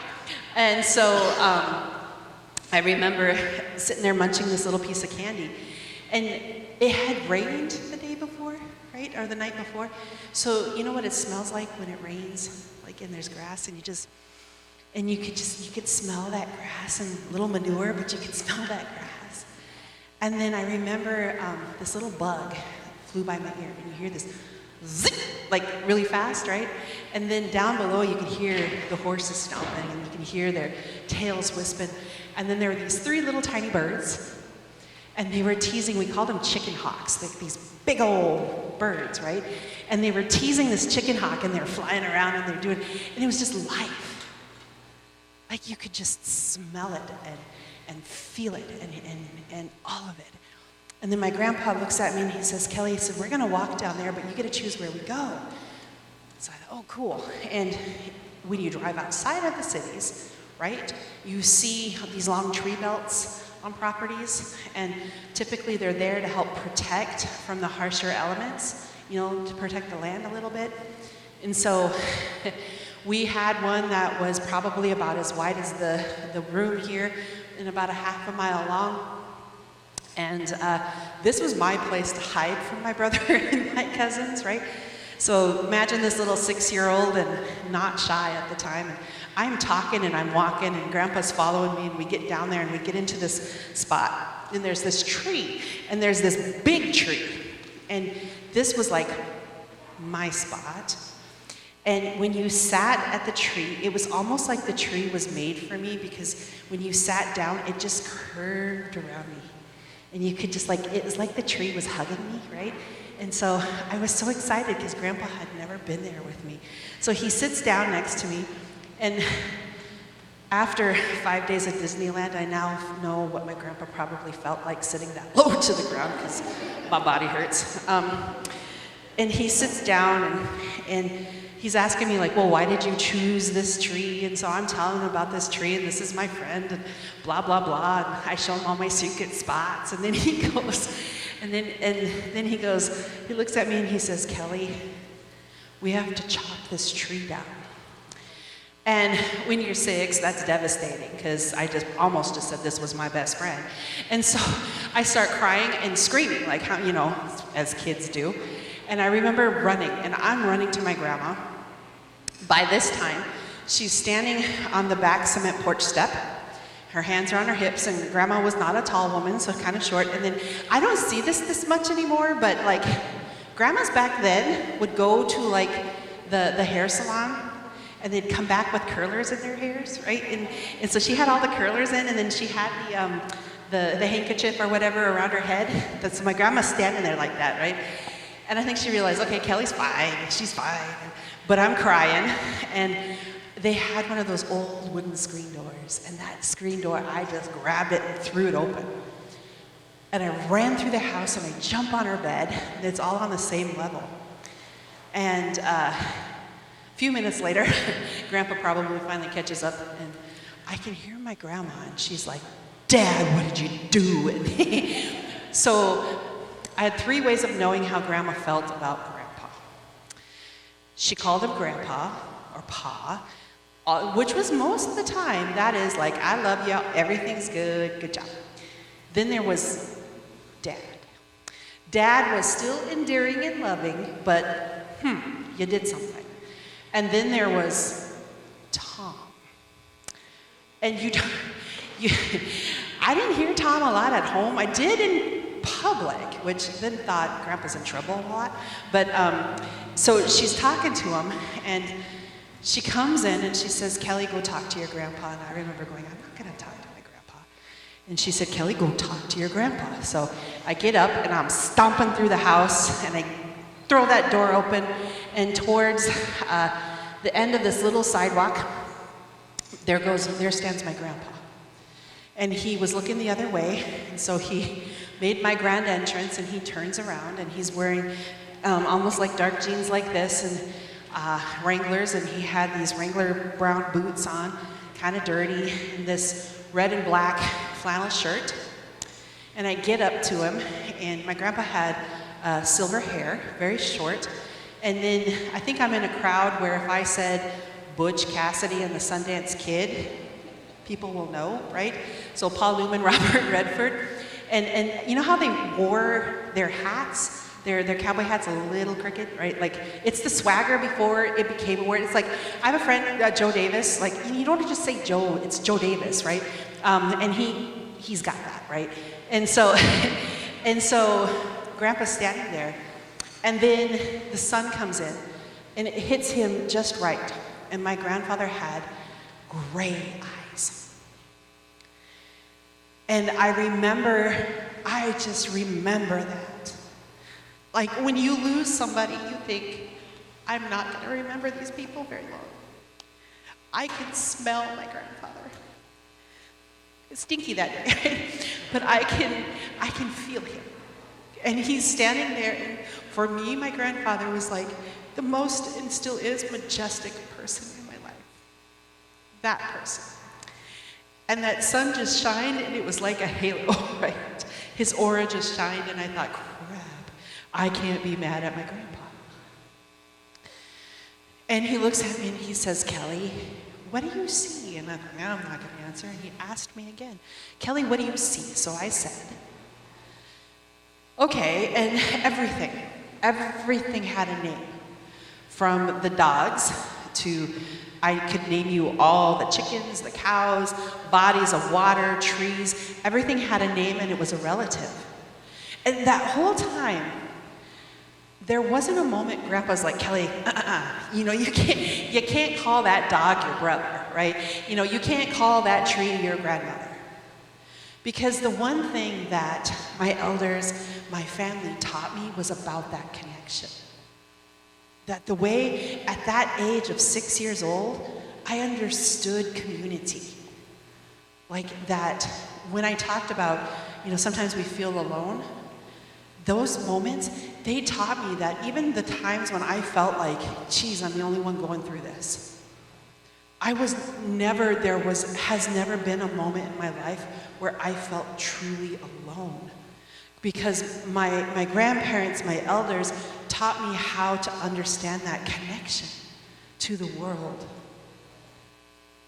And so, for me, that was important in how to deal with the hardships, the things in life, right? To understand lament, right? To all of this stuff and how to deal with that God is always a part of who we are. Because God's within us, God's in all of these things that makes us kin, right? And that day, what my grandfather was doing was he was going from sprout to sprout, and this body of water and these other places he was praying. So he was walking and he would stop and he was talking to them. And so Grandpa never just pulled a weed. Or, he didn't like the gophers, I'll tell you that much. But he didn't there were always humane ways of doing things, but he never just pulled things, right? Grandpa would talk to them, would pray, and then would dig them up and move, if they were trees, over into a tree belt. So that is how that tree belt was maintained all this time, right? And so what he had me do was go to each one of these spots and give them names. And then later we went and we pulled them up. But what my grandpa taught me was the other part of that experience and understanding land and place and all of that was what it meant to walk in prayer. I witnessed so many times that my grandpa would just be standing there. And I often thought he's just zoning out, but he wasn't. My grandfather just knew how to pray, that it wasn't something to hide. Right? That sometimes our emotions really get the best of us. It's okay to stop and breathe and take that moment and pray and talk and make relationships with either the people or the places around you. And that is probably the biggest gift that I was given growing up. And sometimes the biggest lament that I have, because sometimes I miss that, the sense of that walk. Right? But then the gift of the story, we carry it with us. So it doesn't disappear. So, I always forget this. The reason why he was going to chop the tree down, right, was because it actually was dying. The tree was not good, and so it would have fallen, and Grandpa's smart enough to know that that is where Kelly plays. So he did chop it down. But he made the wood, used a lot of it into a treehouse for me, which my brother was not allowed in. So there were some positives that happened from that. But, so now what I want you to do is I'm going to give you 10 minutes, and I want you to begin by remembering. So I want you to speak with the people around you, and you will have the opportunity, if you don't get through a story, or everybody to share. There's going to be other spots, so the next people can share the next prompt that I'm going to give you, okay? I'm going to give you 7 minutes. And what I'm going to have you do is just share, okay? And I want you to think about how land has shaped you. A moment. Like I said, maybe it was a river, the backyard, a city park, a mountain, right? I want you to go back to that place in your memory. What did it sound like? Listen to my story that I told. What did it smell like, right? I'm bringing you back to what I gave you before. And then you have these 2 prompts. The first one was, what land shaped your spirit? Shaped you. The second question is, what has changed or been lost? So you can share one at a time if you want to do it that way. For those of you, I'm going to give this, those of you who are here, you can get into your small groups. Those of you online, I'm going to talk to you for just a minute, but I want you to join us just as much as those of us here, and I want you to reflect. Take that moment, pause, and remember a place or a piece of land that shaped you. That maybe it's a stretch of a prairie or a back porch, a trail, but I want you to picture it, I want you to hear it, I want you to smell it. What did it teach you about who you are? And if you feel moved, you can write it down and get some paper at home, but I'm going to give you 7 minutes. Go.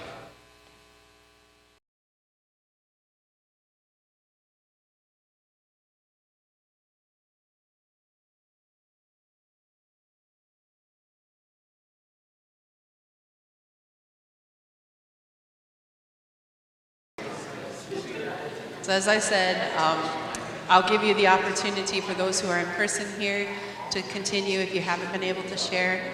Just remember in the midst of your sharing that you have others around you.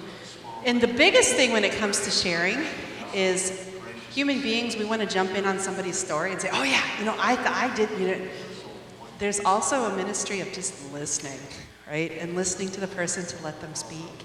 So if you haven't practiced it, give it a try. It's pretty cool. But I want us to move a little bit deeper, and I want us to listen for what is breaking, right? It can be something, it could be in our communities, our world, ourselves, right? This is not a space for fixing, so remember that. But it is a space for naming, okay?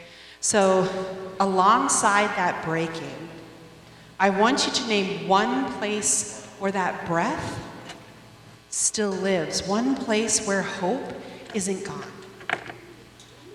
right?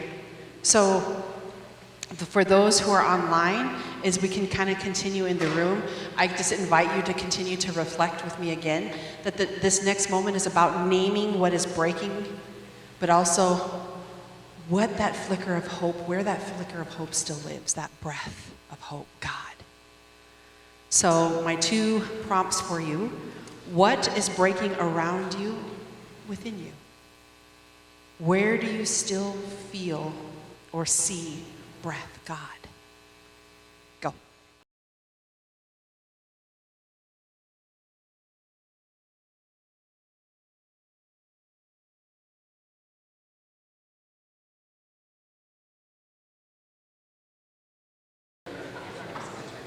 So to this point, you have heard stories, you have named grief, you've noticed that breath that remains, God. So now I'm going to invite you to create one phrase. It can be a phrase, this can be a symbol or a simple image of hope, something that reflects what you are willing to help co-create. So I walked around, and if not at the end of the aisle next to you, you should see a slip of paper. At home, I suggest the same thing. I invite you, as those of us here in person, I still invite you to create at home. Find a piece of paper to do this. I'm going to give you 3 phrases, and you can choose one of them. And if there are pencils, there are actually some pens and crayons and markers up front on this little table if you need one of those. I'm going to give you these 3 prompts. But what we're going to do here is you're going to take one of these prompts and finish it, okay? So you're just going to finish the sentence or sentences. And then I want you to take this and lay it in the cross, right? This is our weaving of hope, right? Our sacred act of midwifing a new story. So feel free as you are writing to share your words, if you'd like, to others as you're sitting there, or simply just, you can hold them with intention. You don't have to share, right?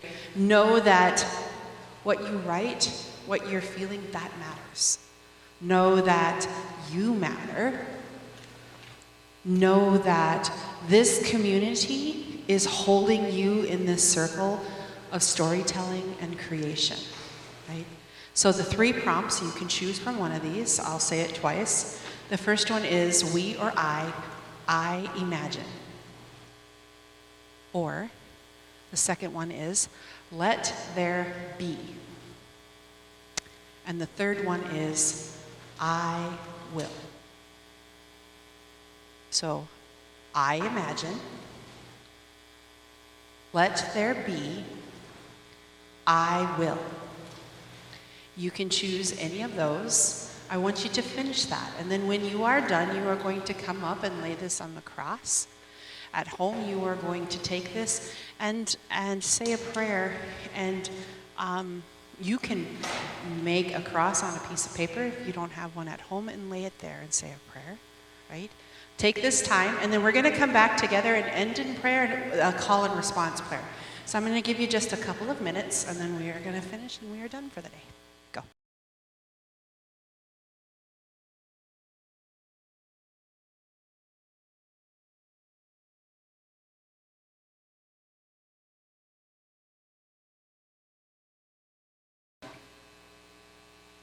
So as I mentioned before we go, I'm going to invite you into a shared moment. So I'm going to say a line, and then I'm going to invite you to repeat it after me. Pretty easy, right? I think we can do this. But this is a way to kind of seal our time together.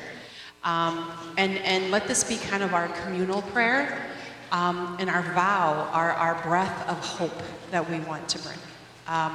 And with all of this, I will ask how to get this to you, because I didn't print it out for you, but I do have like a sheet, because one of the ways that I teach is like everything that I do is something that you can do and take back with you, right? So I do have like a PDF file that I can share, and maybe they can email it out that has all this information. So know that we'll get that to you in some way. But are we ready to pray? Okay. And online you can say this along with us. So, we have heard the cries of creation. We do not turn away. We carry both grief and breath. We are midwives of hope. We imagine. We create. We rise. May it be so. Amen. Thank you.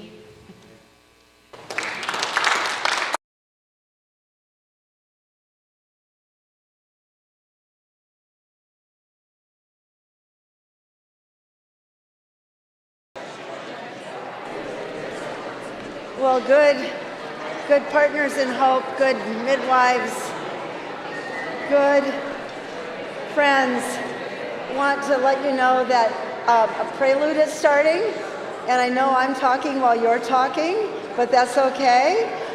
It is you're about to hear a trio, again by composer Connor Chi, and it is, I've already forgotten, but it is oboe and bassoon, and you have it right here in your worship folder, and you can open your ears and allow the music to take you where it needs to take you.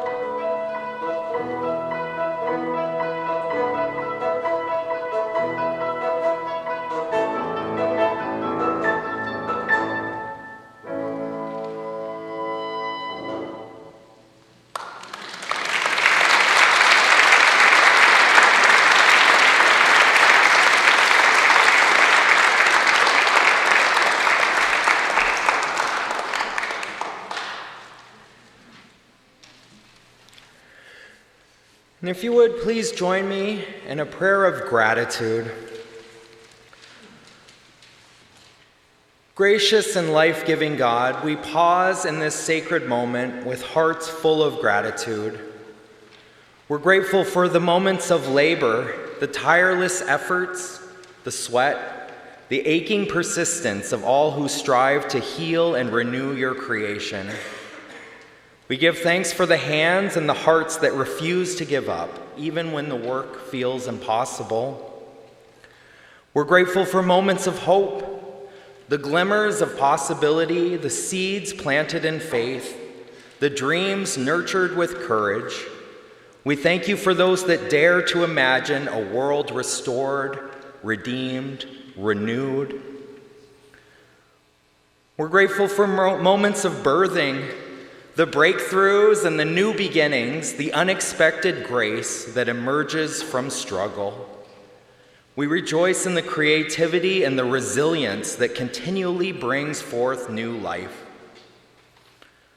We're grateful for moments of deliverance, the release from what binds us, the freedom from despair, the unfolding of justice where it seems so far away. We celebrate the courage to push through the pain and arrive at the places of peace. We're grateful for moments of new life, the vibrant, growing, springing forth, the flourishing of all that is good and true and beautiful. We praise you for the resilience of creation and the ways we find renewal in you. And finally, we thank you and we're grateful for moments of breath, the quiet, steady rhythm of life, the spirit that sustains us, the breath by precious breath. We breathe in your presence, O God, and we breathe out our gratitude. Empower us to be midwives of hope, bearing witness to your ever-creating spirit, who makes all things new. Amen. Amen.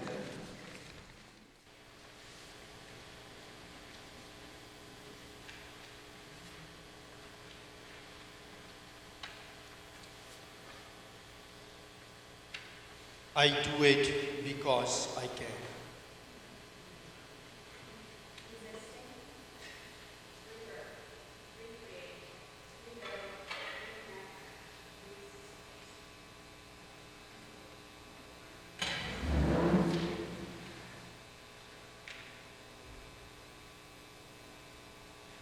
My power threaten, destroy, weaken them.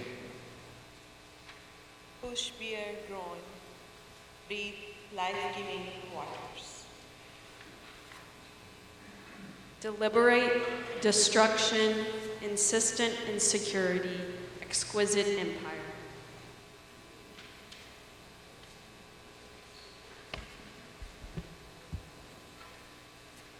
Boys sleep, girls sleep, people multiply.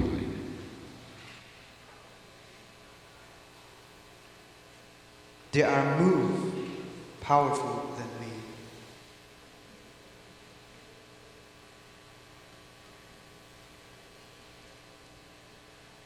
Tensions loose for people, fostering community with wisdom, courage to act. Fearful power, worthless oppressions, and death care. Boys condemned, girls spared. Biblical first.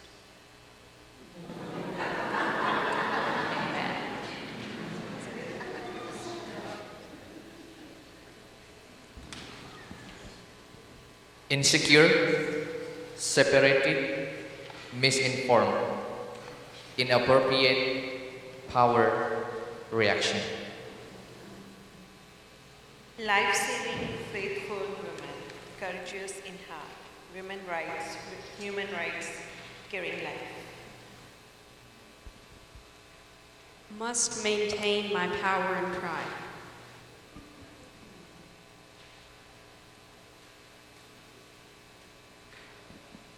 Embodied and spoken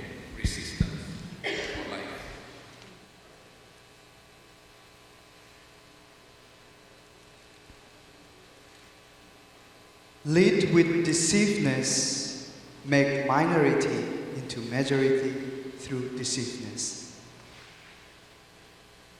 Boldly inviting communities of healing together. God's courage in boldly told lies. We cannot allow cruelty to strive.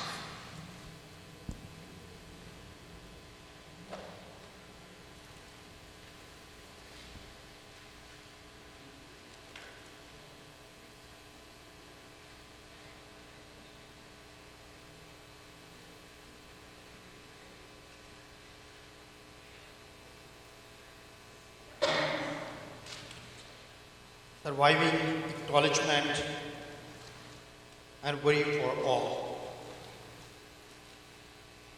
Defy oppression. Honor life.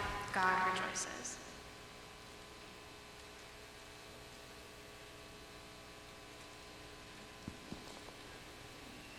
Palm thought, not religion, they saved. Maybe we'll end with they saved. Thank you.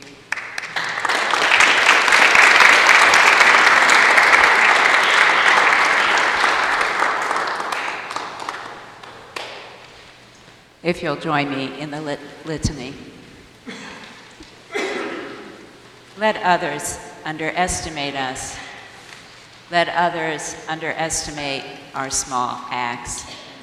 Let us not underestimate ourselves. Feel small and inconsequential. Feel that nothing we do really matters. Then, remember Shiphrah and Puah. We will remember their creative resistance, their seemingly small acts, changing the course of history. Be creative. Take a risk. Dare to bring forth life in the midst of death. Like the midwives, we serve God, not Pharaoh. God's power turns our small acts into change that echoes through the generations and across imagined divides. Grant us power, not Pharaoh power. Playful, mighty, creative power. Godly power. For the healing of creation. Let's rise and sing.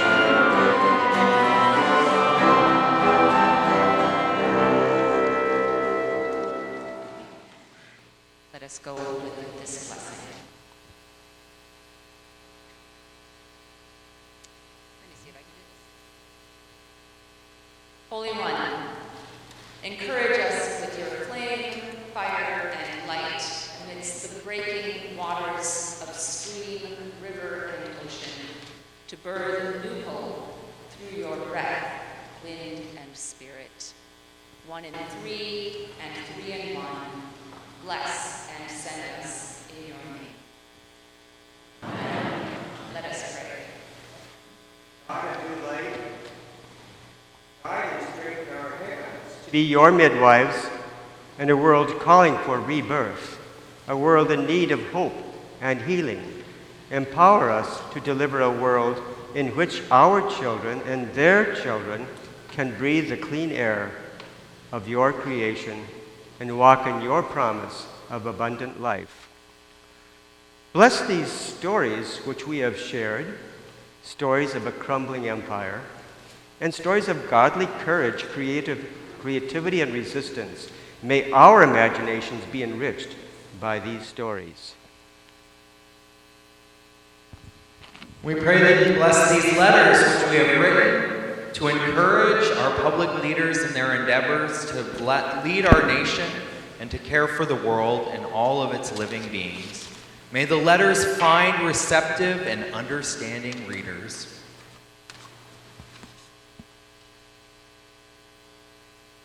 Bless the hands on this tree of life, signs of hope for deliverance to a world calling to us for action. And now go out into our beautiful, beloved, dying world. Go in the brilliance of Shiphrah and Puah to serve as midwives of hope. Go in peace. Lend creation your hands of healing. Thanks be to God.